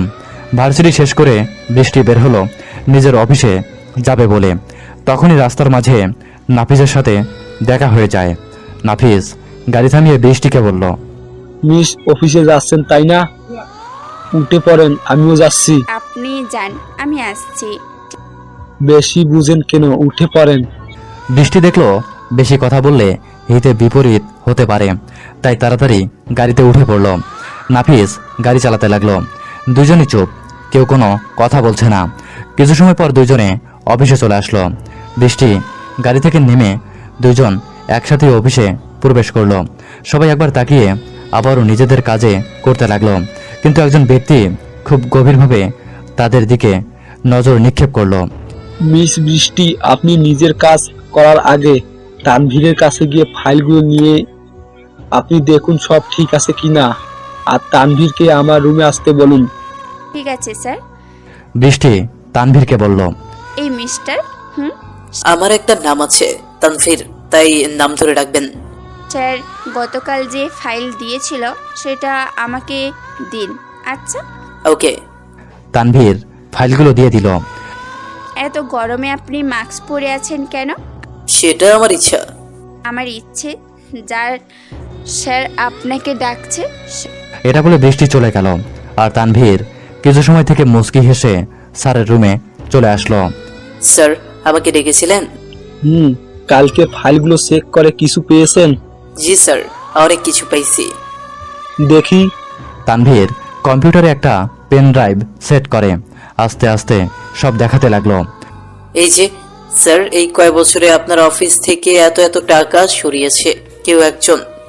কে যে করতে পারে এমন বুঝি না। স্যার, আমার মনে হয় ম্যানেজার আর না হয় হিসাব রক্ষক এমন কাজ করতে পারে। কোনো প্রমাণ ছাড়া কিছুই করা যাবে না। ঠিক আছে, তুমি এখন আসতে পারো। ঠিক আছে স্যার। তানভীর যেই রুম থেকে বের হতে যাবে তখনই দরজার সামনে থেকে বৃষ্টি সাথে ধাক্কা খেলো। সাথে সাথে বৃষ্টি পড়ে যেতে নিলে তানভীর তাকে ধরে ফেলল। আরে আরে সাবধানে মিস বৃষ্টি। নাফিস বলল। তানভীর বৃষ্টিকে রেখে নিচে থেকে ফাইলগুলো তুলে দিল। সরি, আমি খেয়াল করিনি স্যার। It's okay. বৃষ্টিকে ফাইল দিয়ে তানভীর চলে গেল আর বৃষ্টি নাফিসকে ফাইলগুলো দিয়ে বলল, তানভীর খুব ভালো করেই কাজ করছে। বুঝলাম। আচ্ছা শোন, কাল একটা মিটিং আছে MR গ্রুপের সাথে, সেখানে তুমি সব প্রেজেন্টেশন দিবে। সবার হ্যাঁ, তুমি আর এখানে এই ফাইলগুলো সব আছে। আমি সন্ধ্যার দিকে বাসায় ফিরছিলাম, তখনই হঠাৎ করে গাড়ির সামনে আরেকটা গাড়ি এসে থামলো। গাড়ি থেকে মুখোশধারী কিছু লোক বেরিয়ে আসলো। তা দেখে আমি গাড়ি থেকে নামলাম। কি হয়েছে ভাই, আপনারা আমার পথ আটকালেন কেন? এমনি এমনি তোর পথ আটকায়নি। তাহলে? শোন, ভার্সিটিতে গেছিলি ভালো, কিন্তু বৃষ্টি নামের মেয়েটির দিকে তুই একদম নজর দিবি না। কে বৃষ্টি? ন্যাকা করিস না। ওই যে সেদিন গিয়ে ধাক্কা খেলি। আরে ওই মেয়েটার দিক? তোর থেকে কোনো কথা শুনতে চাই না, কিন্তু আমার কথার অমান্য করলে তোর আর খুঁজে পাওয়া যাবে না। ঠিক আছে, ভেবেচিন্তে দেখব। শাসিয়ে গেলাম, ভুল করলে খতম করে দিব। আচ্ছা, দেখা যাবে। লোকগুলো চলে যায় আর আমি মুচকি হেসে গাড়ি নিয়ে নিজের বাসার দিকে রওনা হলাম। মাহি, তুমি এত কিছু রেখে ভার্সিটি জয়েন করলে কেন? আবার শুনলাম অফিসে তুমি যাচ্ছ না, এমন করার কারণ কি? বাবা, আমি যেটা করেছি ভালোর জন্যই করছি। কেন করছো জানতে পারি কি? অবশ্যই বাবা। তাহলে বলো। বাবা, এই কয় বছরে আমাদের অফিসে থেকে অনেক টাকা সরানো হচ্ছে। কি বললো? আমি জানতে পারলাম না। কাজটা এমনভাবে করা হয়েছে যে বোঝার উপায় ছিল না। তো তুমি অফিসে না গেলে তো এই সব ধরতে পারবে না। বাবা, আমি অফিসে যাই, কিন্তু অন্যভাবে। আচ্ছা ঠিক আছে, দেখো কি আমাদের সাথে এত বড় বিশ্বাসঘাতকতা করছে। যে এমন করছে আমি তাকে কঠিন থেকে কঠিন শাস্তি দেব। কালকের প্রজেক্টটা যেন আমরাই পাই। বাবা, অফিসের চিন্তা তোমাকে করতে হবে না, তুমি এখন শুধু বিশ্রাম করো। বিশ্রাম করলে হবে না, কাল আমাদের এতিমখানায় যেতে হবে, সেখানে একটু খাওয়ার দাওয়ার ব্যবস্থা করছি, আবার বিকেলে একটু বিদ্যার সময় যেতে হবে। ঠিক আছে বাবা, যেও, কিন্তু সাবধানে। বাবা, আজ আমার স্বপ্ন পূরণ হয়েছে। আজ আমি সরকারি উকিল হয়ে গেছি। এটা তো খুব ভালো খবর মা। বাবা, একদম। তুমি আমার বেস্ট বাবা। তুমি আমার সব স্বপ্ন পূরণ করেছো। তো মায়া, তুই কি শাহরিয়ার গ্রুপের উকিল হিসেবে থাকবি নাকি নতুন করে? না গো বাবা, আমি ওদের হয়ে থাকবো। আর তোমার কোম্পানি তো আছেই, এর মাঝে যদি অন্য কোনো কেস পাই তো সেটাই দেখবো। তো মা, আগের মতোই সবসময় সত্যর পথে চলবে। ঠিক আছে মা। হঠাৎ মায়ের ফোনে একটা কল আসলো। জি আঙ্কেল, বলেন। কেমন আছো মা? আলহামদুলিল্লাহ ভালো, আপনি? ভালো। বলেছিলাম যে মা, কাল আমার সাথে একটু এতিমখানায় যেতে হবে। ঠিক আছে আঙ্কেল। আর তোমাকে বলছিলাম যে আমার সকল সম্পত্তি একটা উইল করতে, সেটা কি করেছো? জি আঙ্কেল, করে রেখেছি। ঠিক আছে, সময় করে নিয়ে এসো। আমার ছেলে তো দেশে ফিরে আসছে কিছুদিন হলো, এখন সবকিছু তাকেই বুঝিয়ে দেব। ঠিক আছে। কথা শেষ করে ফোন রেখে দিল। নাজমুল ফোন দিয়েছিল নাকি? বাবা, ওনার সাথে কাল আমাকে যেতে হবে, তাছাড়া ওনার সম্পত্তির উইল করার কথা বলল। ও আচ্ছা। গভীর রাতে। বস, এখানে সব অপরাধগুলোর মাথা যে সকল ব্যক্তি আছেন তাদের নাম সহ সব ডিটেলস আছে। Good work. কিন্তু বস, এদের মাথা সব এক জায়গায় এসে জড়ো হয়েছে, সেটা আমরা খুঁজে পাইনি। চিন্তা নেই, তোমরা যখন এত দূর করে ফেলেছ তো এমকে এই ছোট্ট কাজটুকু করে ফেলবে। ওকে বস। আচ্ছা শোনো, আমি তোমাদের যে নামগুলো বলেছি এদেরকে দুনিয়া থেকে বিদায় করে দিও। ঠিক আছে স্যার। আমি কিছু নাম বললাম, যেটা শুনে লোকগুলো চলে গেল আর আমি বলতে লাগলাম, এই 4-5 জনকে আমি নিজেই দেখে নেব, এদের সাথে বোঝাপড়া আমি নিজের সামনে থেকে করব। বৃষ্টি রিক্সা নিয়ে ভার্সিটিতে আসছে, হঠাৎ একটা বাইক এসে রিক্সার সামনে দাঁড়ালো। সাথে সাথে রিক্সাওয়ালা রিক্সা থামিয়ে ফেললো। আপনি কি কানা যে এইভাবে রিক্সার সামনে এসে গাড়ি থামালে? আমি কোনো কথা না বলে নিজের হেলমেট খুলে ফেললাম। সাথে সাথে আমার মুখটা বেরিয়ে আসলো। স্যার আপনি উঠুন, আপনি উঠুন। হঠাৎ করে স্যার সরি। রিক্সায় উঠলে কি আর কোনো দিকে নজর দেওয়া লাগে নাকি? এবার আমি বাইক থেকে নেমে এসে রিক্সার কাছে আসলাম। তারপর বৃষ্টির ওড়না হাত দিয়ে চাকার কাছ থেকে উপরে নিয়ে এসে দিলাম। চারপাশে একটু নজর রাখবেন। ওড়না যদি একটু জড়ায় যেত তাহলে কি হতে পারত ভেবে দেখেছ? স্যারের পরের বার থেকে আর এমন হবে না। এর থেকে বোরকা পরে বের হলে ভালো হয়। তাছাড়া একটু সাবধানে চলবে।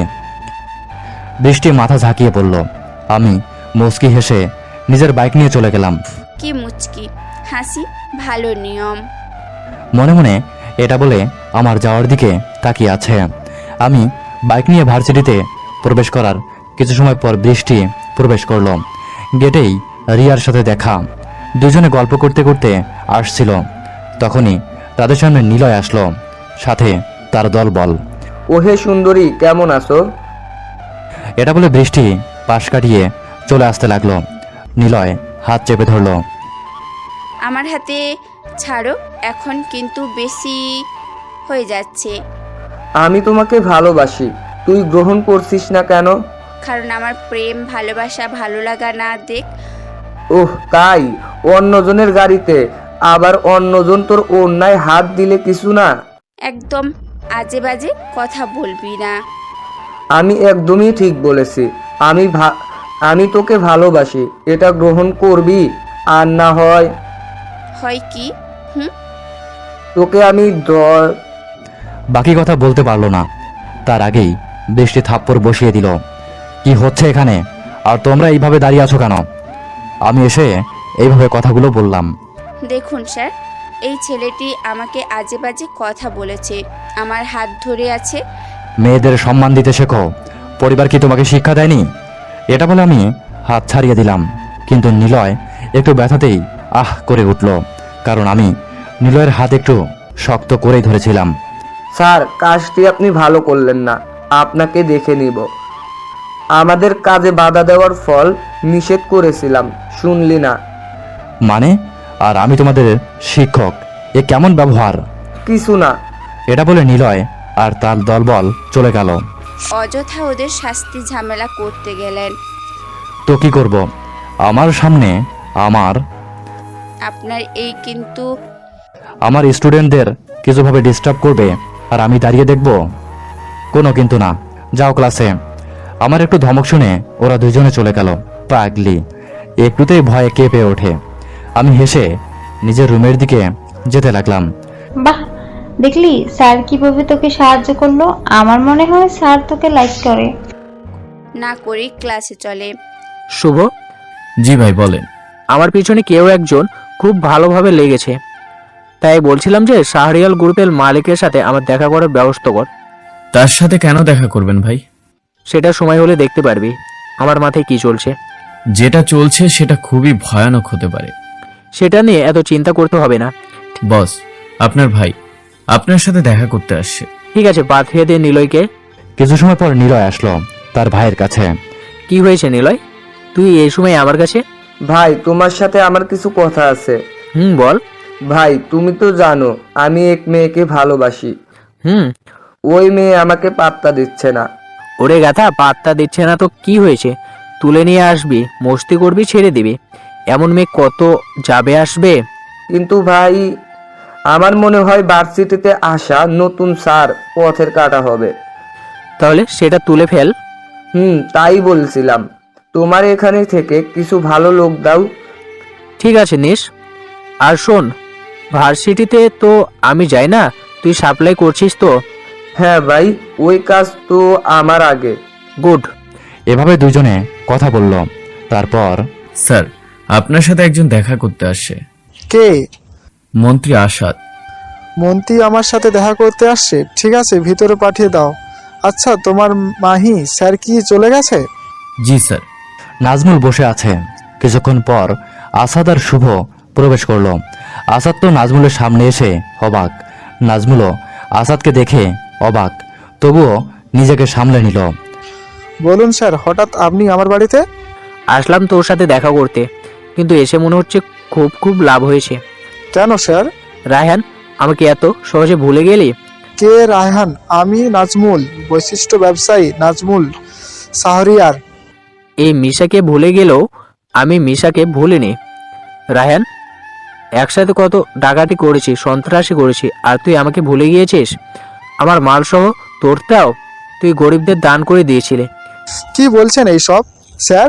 আমি তো আপনাকে আইডল মানি, আপনাকে দেখেই আমি ভালো কাজ শিখছি। নাটক বন্ধ কর। হঠাৎ আসাদের নজর পড়ল একটা ছবির দিকে। ওইটা কে, তোর ছেলে?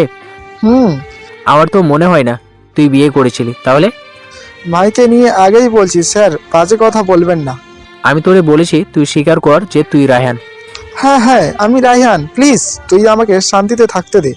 হি, তোকে কিভাবে শাস্তিতে থাকতে দিতে পারি বল? তুই আমার কত বড় লস করেছিস তুই নিজেও জানিস না। দেখ মিশা, আসতে চিল্লা।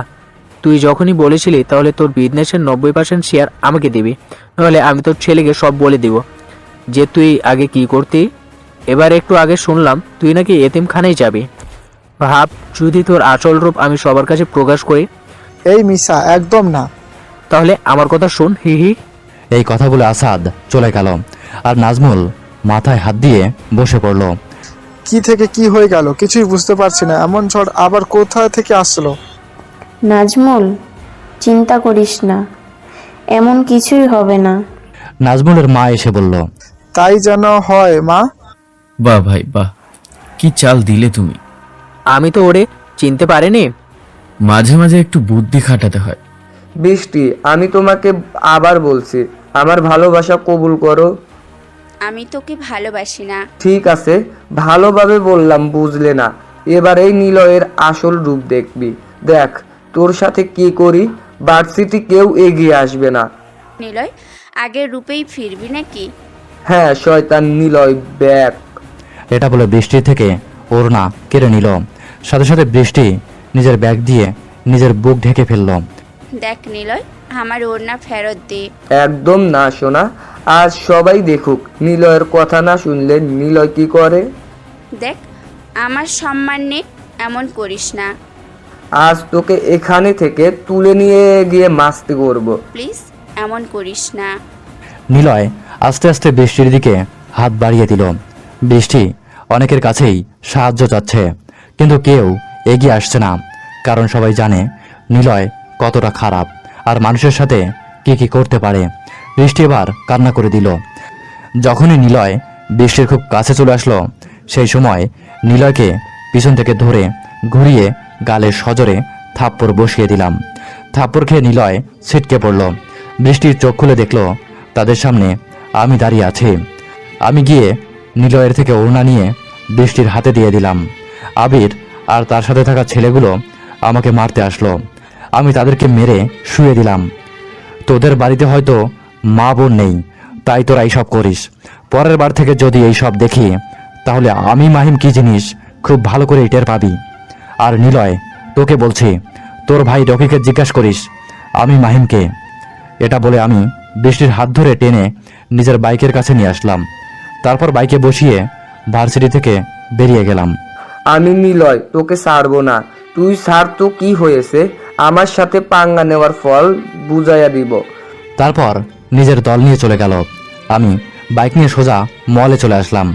তারপর বৃষ্টির হাত ধরে মলের ভিতরে চলে আসলাম। পুরো রাস্তায় বৃষ্টি একধানে আমার দিকে তাকিয়েছিল। আমি একটা দোকানে ঢুকে অনেক রকমের বোরকা দেখলাম। তারপর কিছু বোরকা কিনে প্যাক করে নিলাম। আজ থেকে এগুলো পরে বাইরে বের হবে। স্যার, আপনার কিনে দেওয়ার কি ছিল? আমি নিজেই নিতাম। সেটা তোমার থেকে শুনতে চাইনি। এটা বলে আমি সামনের একটা রেস্টুরেন্টে প্রবেশ করলাম। ওয়েটার আসলে খাবার অর্ডার করলাম। আমি আর বৃষ্টি ওয়াশরুম থেকে ফ্রেশ হয়ে আসলাম। এসে দেখলাম পুরো টেবিল ভর্তি। স্যার, এবার বেশি হয়ে যাচ্ছে না? বেশি তো কিছুই হয়নি, এখনো দেরি আছে বেশি হওয়া। মানে মানে খাবার খেতে থাকো। স্যার, এইগুলো খবরটা আমাদের কাছে নিয়ে স্যার। তোমার কাছে কিছু জিজ্ঞাসা করেছি, আমি যেটা বলেছি সেটাই করো। তাই বলে উঠতে গেলেই আমি হাত ধরে বসিয়ে দিলাম আর নিজের হাতে খাইয়ে দিলাম। বৃষ্টি তো অবাকের চরম পর্যায়ে। আশেপাশে লোকজন দেখছে স্যার। চুপচাপ খাও। খাওয়ার পর আমি বৃষ্টিকে নিয়ে বের হয়ে গেলাম। তোমার বাসার ঠিকানা বলো। কিন্তু চলে যেতে পারবো আমি এখান থেকে। তোমার কাছে জিজ্ঞাসা করেছি সেটা বলো। স্যার আপনি আমার জন্য এত কিছু কেন করছেন? সেটা সময় হলেই বুঝতে পারবে। এখন বাইক থেকে নামো আর বাড়িতে যাও। বৃষ্টি খেয়াল করে দেখলো সে বাসার সামনে চলে আসছে। বাইক থেকে নেমে চলে যেতে লাগলে আমি আবারও ডাক দিয়ে ব্যাগ ধরিয়ে দিয়ে সোজা বাইক টেনে চলে আসলাম। বৃষ্টি বাড়ির ভিতরে প্রবেশ করলো। বৃষ্টি বাড়িতে প্রবেশ করতেই তার মায়ের সামনে পড়ল। ছেলেটা কে বৃষ্টি? কে মা? একটু আগে তুই যার সাথে আসলি। আমার ভার্সিটি স্যার। ঠিক আছে। তারপর বৃষ্টি সব ঘটনাই খুলে বলল তার মাকে।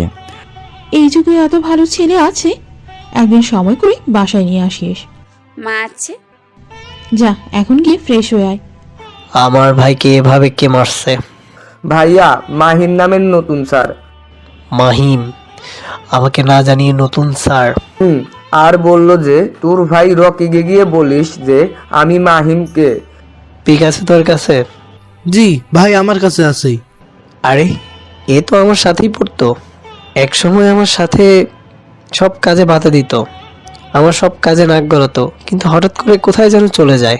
কিন্তু এবার যখন সামনে আসছে আর আমার ভাইয়ের সঙ্গে পাঙ্গা নিয়েছে, তো এবার ছাড়ছি না। ভাইয়া, ওকে আমি নিজ হাতে মারতে চাই। ওর জন্য ভার্সিটির সবার সামনে আমার মান সম্মান গেছে। ওরে তো মারবই, কারণ এক সময় আমার সাথে খুব জ্বালাইছে। এখন আমি আরো পাওয়ারফুল হয়েছি। এখন শুধু তার সাথে দেখা হবার অপেক্ষা। ঠিক আছে ভাইয়া। রকি নিজের লোক নিয়ে বেরিয়ে পড়েছে। তারপর, মাহি, আজ বাইরে যাবার আগে তোমার সাথে আমার কিছু কথা আছে। হ্যাঁ বাবা বলো। একটু অপেক্ষা করো, উকিল আসলেই জানতে পারবে। কিছু সময় পর শাহরিয়ার গ্রুপের উকিল মায়া চলে আসলো। একটু বেশি অপেক্ষা করালাম আঙ্কেল। ব্যাপার না, তুমি কাগজগুলো নিয়ে এসছো তো? দলিলগুলো বের করে টেবিলে রাখলো। মাহিম, মায়া যেখানে যেখানে স্বাক্ষর করতে বললো করে গিয়ে। কিন্তু বাবা এখনই এইসব কেন? মাহিম, আঙ্কেল যেটা বলছে তোমার ভালোর জন্যই বলছে। কিন্তু আপু। কোনো কিন্তু না, তাড়াতাড়ি করো, আমাদের আবার অনেক কাজ আছে। আমি কোনো কথা না বলে তাড়াতাড়ি স্বাক্ষর করে দিলাম। তারপর কিছু সময়ে কথা বলে বাড়ি থেকে বেরিয়ে পড়লাম। আঙ্কেল সবকিছু ঠিক আছে। তাহলে চলো এখন যাওয়া যাক। দেখতে দেখতে কিছুটা দিন কেটে গেল। এখন বৃষ্টি আর আমার বন্ধুত্বের সম্পর্ক হয়ে গেছে। আর অফিসে তানভীরের সাথে আমার আগের থেকে একটু ভালো কথা হয়। আর নাফিসের সাথে অফিসের দরকারি কথা ছাড়া হয় না। তানভীর, তুমি আমার সামনে কোনোদিন মাস্ক খোলা না কেন? বলবো কোনো একদিন, এখন অন্য কথা বলো। তোমার প্রেম কেমন চলছে? কেন, ওই যে ভার্সিটি স্যার? আমার কথা মনে পড়তেই বৃষ্টি একটু লজ্জা পেল। ওরে, তুমি আবার লজ্জাও পাও? প্রেম করলাম কই, অন্য কথা বলো। আচ্ছা, তুমি কি কাউকে লাইক করো? আমার অনেক কাজ পড়ে আছে। এটা বলে বৃষ্টি পালিয়ে গেল আর তানভীর হাসতে লাগলো। রুমের মাঝে বেঁধে রাখা হয়েছে একজনকে। একটু আগেই তার উপর খুব অত্যাচার করা হয়েছে। মুখ দিয়ে এমনকি সারা শরীর দিয়ে খুবই রক্ত বের হচ্ছে। লোকটার সামনে দাঁড়িয়ে আছে ডেডলি বয়েজ গ্রুপের এনকে। কিছু সময় পর জোকার মাস্ক পরে একজন ব্যক্তি প্রবেশ করলো, যাকে দেখে সবাই সালাম দিয়ে রুম থেকে বেরিয়ে গেল। বস, আপনার কথা মতো সব আদর যত্ন করে রেখেছি। ভালো তো মিস্টার জিম, আপনার কি আর সেবা যত্ন লাগবে? না না না, আর কিছু লাগবে না। কিন্তু আপনারা আমাকে তুলে আনছেন কেন? কি অপরাধ আমার? তোর অপরাধ? তুই অনেক কিছু করেছিস। কি করছি? তুই নিজেই স্বীকার করবি নাকি আমাকে আমার পদ্ধতি অবলম্বন করতে হবে? ভাই কিসের কথা বলছেন? এনকে, ওর সব কুকর্মের ফাইলটা নিয়ে ওরে দেখাও। আমার কথা শুনে এনকে একটা ফাইল নিয়ে এসে সব দেখাতে লাগলো। যা দেখে জিম অবাক, সাথে ভয় পেয়ে গেল। এখনো সময় আছে, সব স্বীকার কর, না হলে। বলছি আমি, তবু আমাকে জানে মারবেন না? হ্যাঁ, তাড়াতাড়ি বল, তুই কার হয়ে এই কাজ করেছিস? আমি এই কাজ এই ঢাকা শহরের কিং রকির হয়ে কাজ করি। সত্যি বলছিস তো? তুই হয়তো আমাকে চিনিস না। আমি হলাম পুরো আন্ডারওয়ার্ল্ডের মাফিয়া বস। তুই যদি ভাবিস মিথ্যা বলে বেঁচে যাবি, তুই পাতালে লুকালেও খুঁজে নিয়ে আসবো। বস আমি সত্যি বলছি। এনকে ওরে এই অবস্থায় রেখে দে, সময় হলেই ব্যবস্থা করে দেব। জিমকে রেখে আমি এনকে রুম থেকে বেরিয়ে পড়লাম।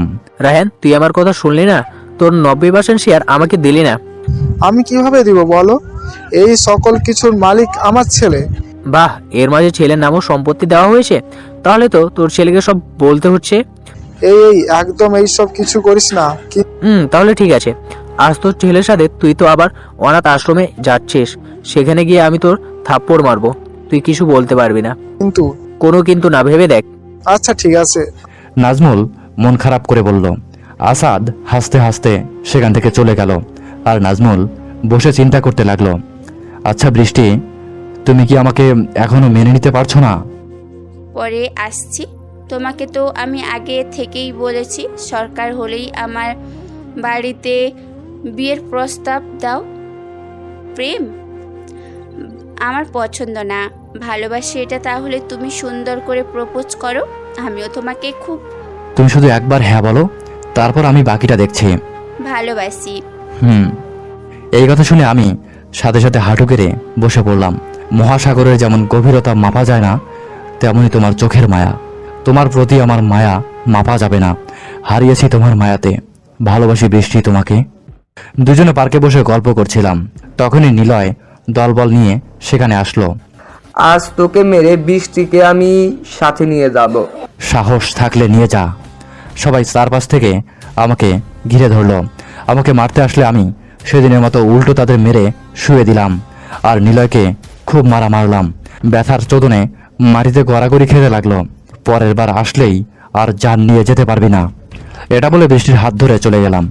আচ্ছা, তুমি কি আসলে স্যার নাকি অন্য কিছু? অন্য কিছু মানে? মানেই এই যে কিভাবে ফাইট করছো। আরে পাগলি, তেমন কিছু না, একটু টুকটাক শিখেছিলাম। দুজনে বাইকে করে চলে গেলাম। এই মাহিমকে আমি ছাড়বো না। নিলয় প্রচন্ড রেগে বলল, কিন্তু নিলয় জানে না আমি আসলে কি জিনিস। আজ আমি আর বাবা আমাদের আশ্রমে আসছি, সবাই এক এক করে খেতে দিচ্ছে। এমন সময় কিছু গাড়ি ভিতরে প্রবেশ করলো। গাড়ি থেকে মন্ত্রী আসাদ নামলো। আর স্যার আপনি এখানে? আসাদ কোনো কথা ছাড়াই নাজমুলকে থাপ্পড় মারলো। সাথে সাথে সবাই উঠে দাঁড়িয়ে পড়লো। কোনো কথা ছাড়াই আবারও থাপ্পড় মারলো। এবার আমি তেরে যেতে লাগলে নাজমুল হাত দিয়ে বাধা দিল। কি হলো বাবা, আমাকে আটকাচ্ছ কেন? কত বড় সাহস তোমার গায়ে হাত দেয়? তুই চুপ থাক, আমি থাকতে তোর কথা বলতে হবে না। কিন্তু বাবা। চুপ থাকতে বলছি মাহিম। আমি এবার পাশে দাঁড়িয়ে পড়লাম। আসাদ আরো 2টা থাপ্পড় মেরে চলে গেল। বাবা কিছু সময় দাঁড়িয়ে থেকে সবাইকে স্বাভাবিক করে আবারও খেতে দিল, আর আমি রাগ করে সেখান থেকে চলে আসলাম। অনেক দিনের ইচ্ছা আমার পূরণ হলো, এখন যে কত আনন্দ লাগছে আমার।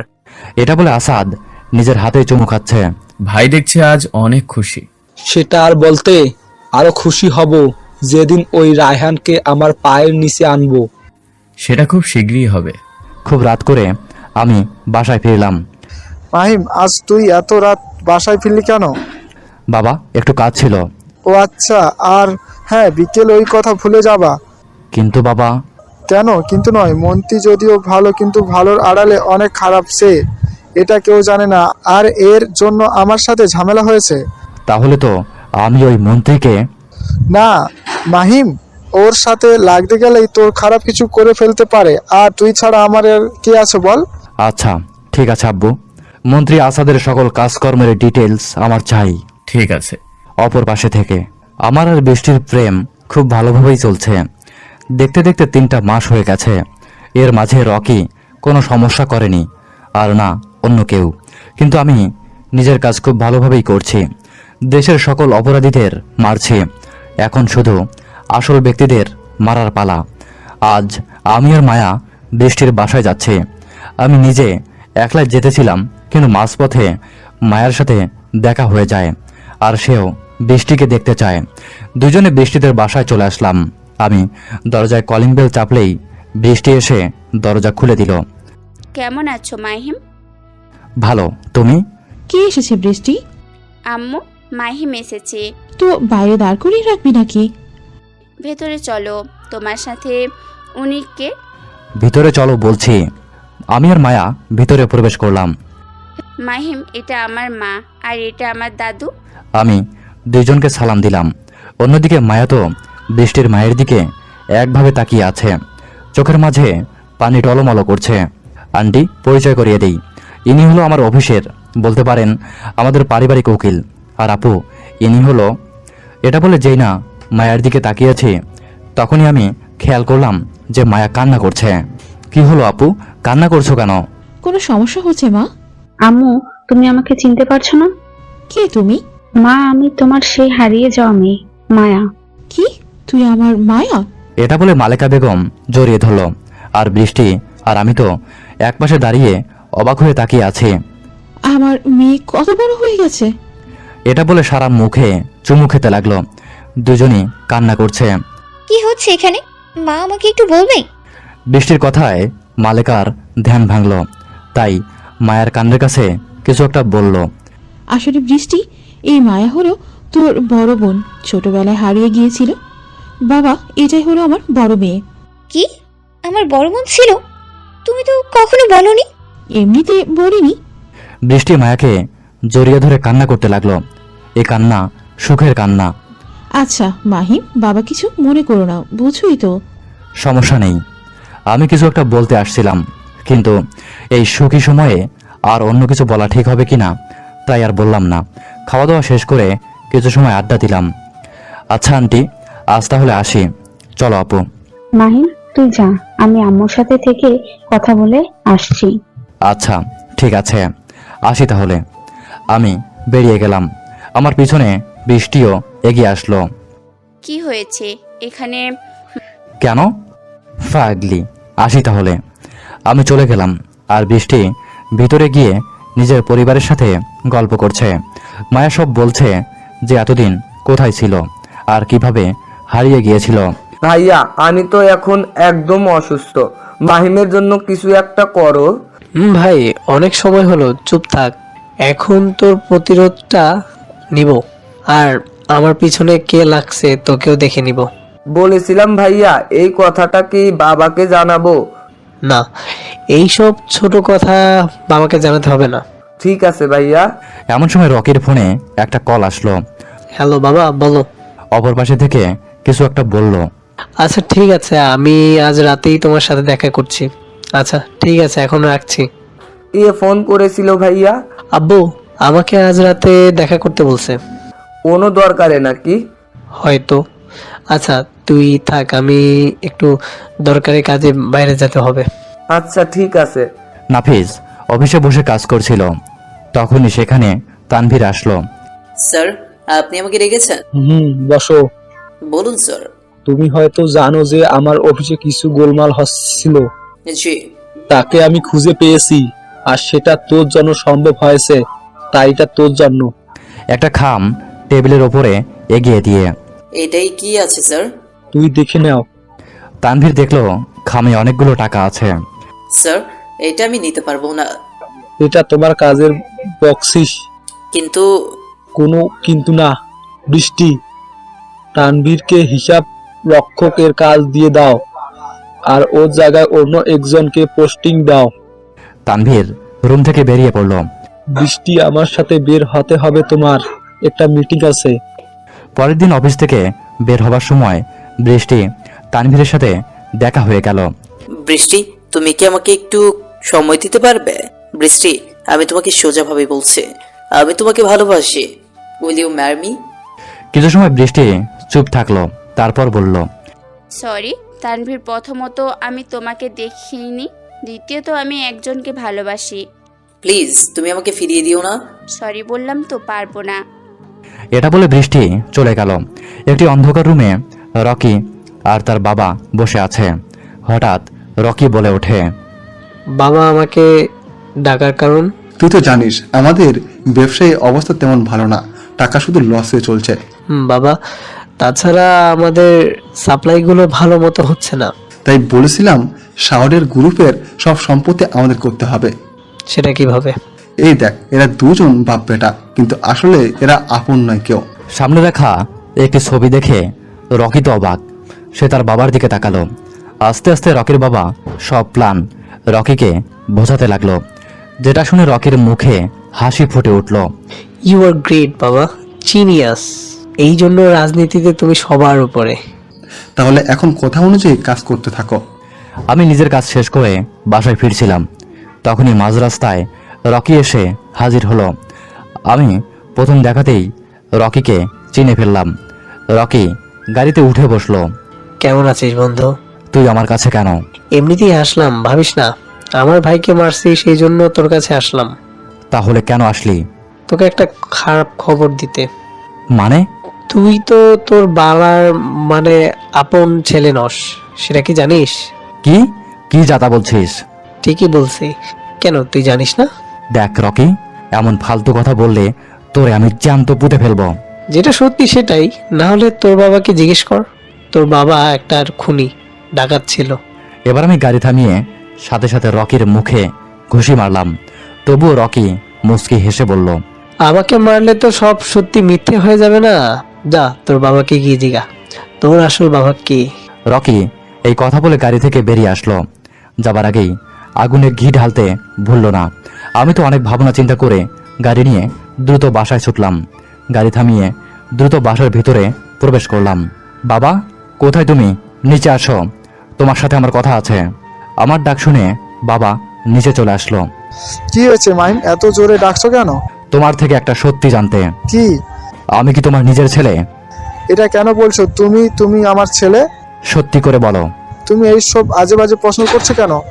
সত্যি কথা জানতে চাই। এটা বলে আমি টিভির ওপরে ঘুষি মারলাম। সাথে সাথে টিভি ভেঙে গেল। আমার হাত থেকে রক্ত বেরিয়ে পড়লো। মাইম সাবধানে, কি করছে এটা? তুমি যদি আমাকে সত্যি না বলো তাহলে আরো বেশি কিছু করে ফেলবো। তুমি আমার ছেলে, এটাই সত্যি। না, যদি তাই হতাম তাহলে তুমি আমার ভালোবাসার মানুষটাকে অস্বীকার করতে না। সত্যি বলো, কে তুমি? আমার কসম। এবার বাবা ভেঙে পড়লেন আর সাথে সাথেই নিচে বসে পড়ল। হ্যাঁ, তুই আমার ছেলে না, কিন্তু ছেলে থেকে কম কেউ নস। তাহলে আমি কে? তা জানি না, কিন্তু তোকে আমি আজ থেকে 25 বছর আগে পেয়েছিলাম। আমি এই কথা শুনে আমার বাবার দিকে তাকিয়ে বাড়ির বাইরে চলে আসলাম। মা, এটা কি হয়ে গেল? চিন্তা করিস না নাজু, নাতি ভাই ঠিক হয়ে গেলে আবার ফিরে আসবে। তোমার কথা যেন সত্যি হয়, আর আমি কালকেই ওর ভালোবাসার মানুষটির কাছে গিয়ে বিয়ের কথা বলবো। সেটাই করিস। বাবা, খেলা জমে গেছে। সেটা আর বলতে, এখন শুধু উপভোগ করো, সঠিক সময় হলে সঠিক ব্যবস্থা নিব। ঠিক আছে বাবা। মাহিম এখনো জানে না যে আমরা কতদূর যেতে পারি। রকি আর তার বাবা হাসতে লাগলো, কিন্তু তার ছেলে নিলয় যে কি করেছে এটা তাদের অজানা। আমি প্রচুর ড্রিঙ্কস করছি, সেভাবে গাড়ি চালিয়ে বাসায় ফিরছি। হঠাৎ জোরে ব্রেক করলাম, কারণ আমার গাড়ির সামনে কেউ একজন গাড়ি নিয়ে এসে রাখছে। আমি মাতাল অবস্থায় গাড়ি থেকে নামলাম। আরে ভাই, গাড়ি সরা। গাড়ি সরানো যাবে না, তোকে আজ এখানে জ্যান্ত পুঁতে রেখে যাব। সাহস থাকলে মেরে দেখা। এবার লোকগুলো এগিয়ে আসলো। গাড়ির আলোতে দেখতে পারলাম লোকগুলো হলো নিলয় আর তার দলবল। 2 বার মার খেয়ে শিক্ষা হয়নি, আবার এসেছিস? আর সব দানবদের আনছি, হি হি হি হি। ওদের কথা শুনে আমি হাসলাম। এবার এক এক করে আমাকে মারতে আসলো। সবার হাতেই ছুরি। আমাকে মারতে আসলে আমি কোনো রকমের ডজ করেছি আর 2-1টা অ্যাটাক করেছি। নিলয় তো আমার অবস্থা দেখে হাসছে। সে মনে করেছে আমাকে আজ মেরেই ফেলবে, আর কেউ কিছুই করতে পারবে না। আমাকে সবাই ঘিরে ধরলো। যখনই আঘাত করতে যাবে ঠিক সেই সময় মুখোশধারী কিছু লোক ঘিরে ধরলো আর সেকেন্ডের মাঝেই সবাইকে মেরে ফেললো। অন্ধকার থেকে একজন বেরিয়ে আসলো, যার নাম NK। আমার এলাকায় ঝামেলা করছিস? কে তুই, আর আমার কাজে বাধা দিচ্ছিস কেন? আমি সবার কাজে বাধা দিই, because I Emde Boas of mafia. পরিচয় পেয়ে নিলয় ভয় পেয়ে গেল, মাটিতে বসে হাত জোর করতে লাগলো। প্লিজ আমাকে ছেড়ে দিন, আমি আর কখনো এমন ভুল করব না। NK আমার দিকে একবার তাকিয়ে নিলয়কে বলল, আচ্ছা ঠিক আছে, পালা, কিন্তু পরের বার থেকে যেন আর ভুল না হয়। ঠিক আছে বস। নিলয় গাড়ি নিয়ে সেখান থেকে চলে গেল। আমি NKকে ধন্যবাদ দিয়ে কোনো রকমে গাড়ি নিয়ে চলে আসলাম। দেখতে দেখতে কিছুদিন কেটে গেল। বৃষ্টি নিয়মিত অফিসে আসলেও তানভীরের সাথে আর দেখা হয় না, আবার এদিকে আমার সাথেও তেমন কথা হচ্ছে না। বৃষ্টি কি করবে বুঝতে পারছে না। আমার বাবা আজ বৃষ্টির বাসায় যাবেন, তাই সকাল করে রেডি হয়ে নিজের মাকে নিয়ে বৃষ্টির বাসার ঠিকানাটায় চলে আসলো। কলিং বেল বাজালে মালিকা এসে দরজা খুলে দিল। কাকে চাই? ভিতরে আসতে পারি? জি আসুন। তারা ভিতরে প্রবেশ করলে দাদু জিজ্ঞেস করলো, কে আছে? বৃষ্টির মা? এই তো দুজন মানুষ এসেছে। একথা শুনে বৃষ্টির দাদু রুম থেকে বেরিয়ে আসলো। বাবার দিকে তাকিয়ে বৃষ্টির দাদু তো অবাকের সাথেও রেগে গেল। তুই তুই এখানে কেন? তোর মতো জানোয়ার এখনো বেঁচে আছে? এমন কথা শুনে বাবার সামনে তাকিয়ে দেখলো যে তার সামনে খুবই পরিচিত এক লোক। বাবা আপনি আপনি বেঁচে আছেন? বাবা আপনার মেয়ে কোথায়? তোর মতো জানোয়ারের জন্য আমার মেয়ে মারা গেছে। আমার জন্য? হ্যাঁ তোর জন্যই। সেদিন রাতে তুই আমার মেয়েকে বাড়ি থেকে বের করে দিয়েছিলি। সেদিন আমার মেয়ে জানতে পারে সে মা হতে যাচ্ছে, একটা মেয়েও হয়েছিল, কিন্তু গ্রামের কুকথা শুনে গলায় দড়ি দিয়ে আত্মহত্যা করে। বাবা আমি সেদিনের জন্য লজ্জিত, কিন্তু আমি এখন ভালো হয়ে গেছি। ভালো কিভাবে হলি? তুই খারাপ ডাকাত ছিলি, আর থাকবি আমার কাছে? না, নাজমুলার খারাপ নেই, সে অনেক ভালো হয়ে গেছে। আমার দাদি বলল, এই সব আমি বিশ্বাস করি না। আচ্ছা বৃষ্টি কোথায়? আর আমার ছেলের সাথে তোর বিয়ের কথা বলছি। কিভাবে ভাবলি তোর ছেলের সাথে আমার নাতনি দিব? তাছাড়া বৃষ্টি হলো তোর মেয়ে। কি? বাবা প্রচন্ড অবাক হলো, খুশিতে কান্না করে দিল। আমার মেয়ের কোথায় বাবা? হঠাৎ পিছনে থেকে বৃষ্টি বলে উঠল, আমার বাবা কেমনে হয়? উনি তো আমাদের অফিসের বসের বাবা। আমি সব শুনেছি, আপনার জন্য আমার মারা গিয়েছে। বৃষ্টির দাদু বৃষ্টিকে দেখে অবাক। বাবা তো বৃষ্টিকে দেখে এগিয়ে গিয়ে জড়িয়ে ধরতে গেল, কিন্তু বৃষ্টি কিন্তু একটা জিনিস বুঝেছি না, আমার সামনে দাঁড়িয়ে থাকা উনি আমাকে। বৃষ্টি মালিকাকে দেখিয়ে বলল, আসলে বৃষ্টি এটাই তোর মা, কিন্তু তোর নিজের মা এই লোকটির জন্য মারা গেছে। পরিস্থিতি কখন কেমন হয় বোঝা মুশকিল। বৃষ্টি, মালিকা আর আমার বাবার সামনে ঠিক একই ভাবে হঠাৎ ভাবে সবকিছু এলোমেলো রাখছে। বৃষ্টি আমি তোমার বাবা, একবার বাবা বলে ডাকো। কেনই আমার বাবা হতে পারে না? আম্মু ইনাকে বলে চলে যেতে বলে, আর তুমি আমার মা। তাহলে দুই এই কথাগুলো বললো কেন? দাদু পুরো ঘটনা বলতে আমি কোনো বৃষ্টির দাদু পুরো ঘটনা খুলে বলল, যেটা শুনে মালিকা কান্না করছে আর বাবা কিছু একটা ভাবলো। রাইয়ান বেরিয়ে যা আমার বাড়ি থেকে। কিন্তু আমার মেয়ে? আমি কোনো খুনের মেয়ে না, আর এটা আমার মা। বাবা অনেকবার বললেও বৃষ্টি কিছুই বলল না। রাগ করে বাবাকে বাড়ি থেকে বেরিয়ে যেতে বলল। অনেক বোঝানোর পরও যখন দেখলো বৃষ্টি বুঝছে না, তাই নিজের মাকে নিয়ে সেখান থেকে চলে গেল বাবা। আচ্ছা বৃষ্টি, কোনো সময় যদি আমার সম্পর্কে এমন কিছু জানতে পারো যেটা তুমি কখনো আশা করনি। পাগল, জীবনে ভালো খারাপ দুটোই থাকি। আমি তোমাকে ভালোবাসি, পরিচয় দেখেই তোমাকে ভালোবাসি না, তাই কোনো চিন্তা করো না। ওকে পাগলি। তোমাকে আমি আমার বিষয় বলেছি। পাগলি, তুমিও এইসব নিয়ে চিন্তা করো না, আমি সবসময় তোমার পাশে আছি। দুইজনে গল্প করছিলাম, হঠাৎ পিছন থেকে আমাদের মুখে কাপড় চেপে ধরলো। সাথে সাথে দুইজনে জ্ঞান হারিয়ে ফেললাম। তারপর আমার যখন জ্ঞান ফিরল তখন দেখলাম যে একটা অন্ধকার রুমে আছি আর হাত পা বাঁধা। কিছু সময় পর দরজা খোলার শব্দ আসলো, লাইট জ্বলে উঠল। সামনে তাকিয়ে দেখলাম সেটা কোনো রুম নয়, বড় একটা গোডাউন। আর আমার সামনে দাঁড়িয়ে আছে রকি আর নিলয়। রকি, তুই আমাকে তুলে এনেছিস কেন? তোকে তুলে আনছি এর কারণ হলো তুই আমার ভাইয়ের সাথে অনেক কিছু করছিস, আর তোর বাপে তুলে আনছি কারণ তোর বাপের সম্পত্তি লাগবে। আমার বাবাকে তুলে এনেছিস? এটা বলে পাশে তাকিয়ে দেখলাম আমার বাবা আর বৃষ্টিকেও বেঁধে রাখা হয়েছে। তোকে আমি ছাড়বো না, তুই আমার বাবাকে ধরে এনেছিস। এমন সময় রুমের মাঝে মন্ত্রী আসাদ ও তার ভাই শুভ প্রবেশ করলো। রকি, এত কথা বলতে হবে? তাড়াতাড়ি দলিলে সইন করিয়ে দে। ঠিক আছে বাবা। রকি একটা দলিল নিয়ে এসে আমার সামনে রাখলো। এখানে তাড়াতাড়ি সই করে দে, না হলে তোর বাপকে আমি মেরে দিব, আর আমার ছোট ভাই তোর প্রেমিকাকে নিয়ে মজা করবে। ফালতু কথা মুখে আনলে জিব্বা টেনে ছিঁড়ে দেব।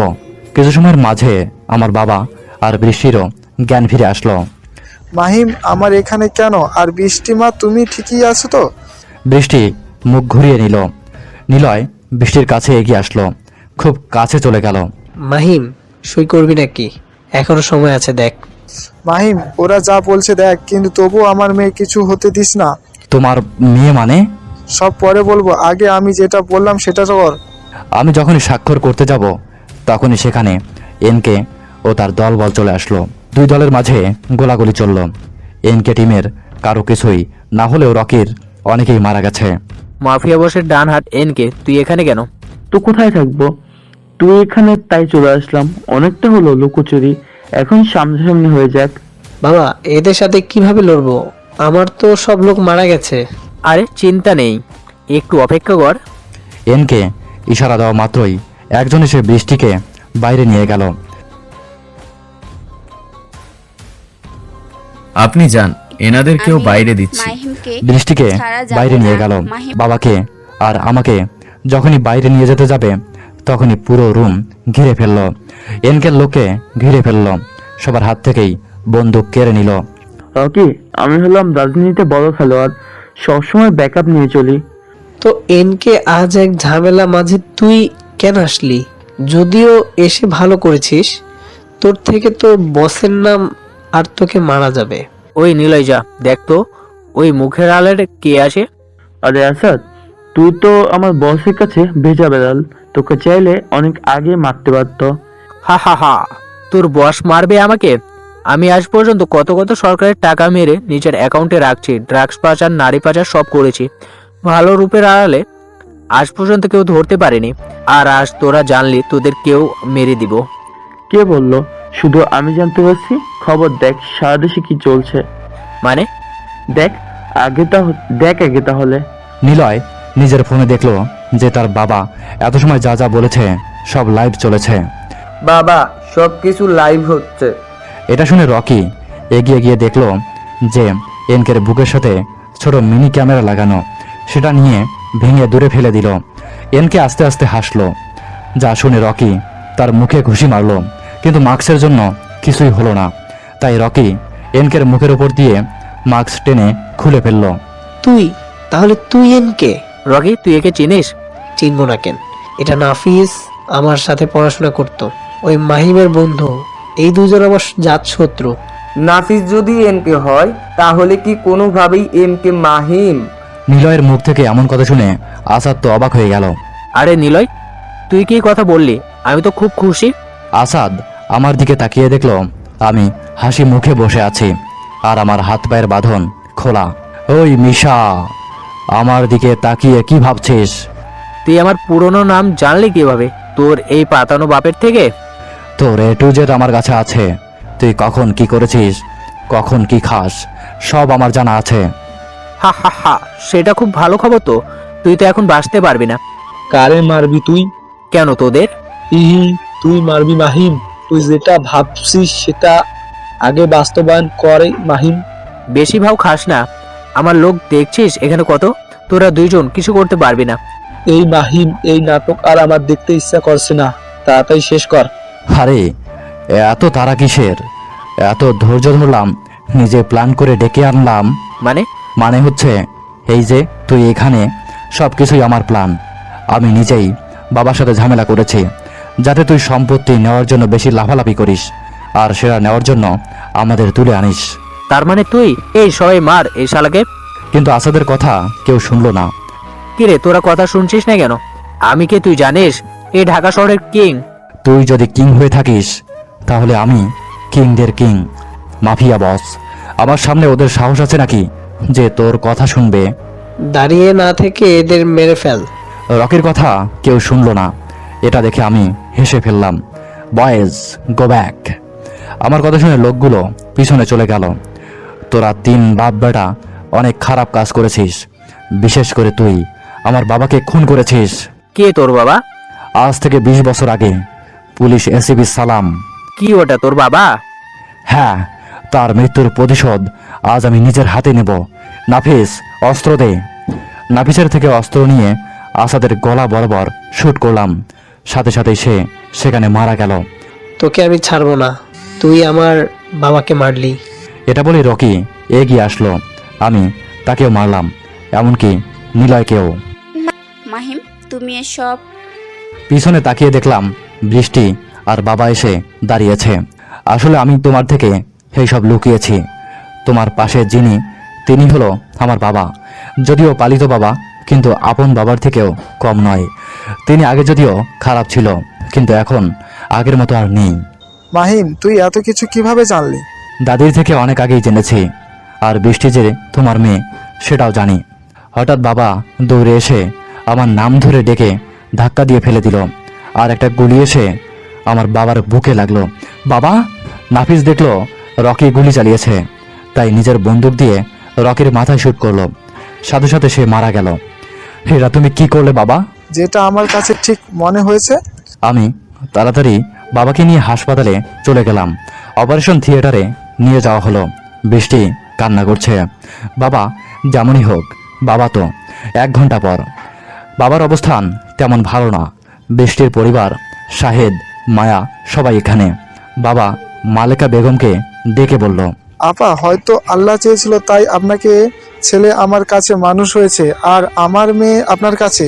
পারলে আমাকে মাফ করে দেন। সেদিন আপনার মুখ থেকে ওই ঘটনা শুনে বুঝলাম মাহিম আপনার এই ছেলে। বৃষ্টি আর মাহিমের এই দিকে এগিয়ে আয়।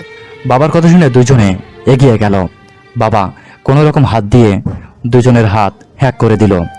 মাহিম, তুই আমার মেয়েটাকে ভালো করে দেখে রাখিস। মাহিম এক অভাগা বাবা, তার কিছুই করতে পারিনি। আর বৃষ্টি মামুনি, আমাকে একবার বাবা বলে ডাকবি? বাবা। বৃষ্টি কান্না করে দিল। যাক, এবার মরেও শান্তি পাবো।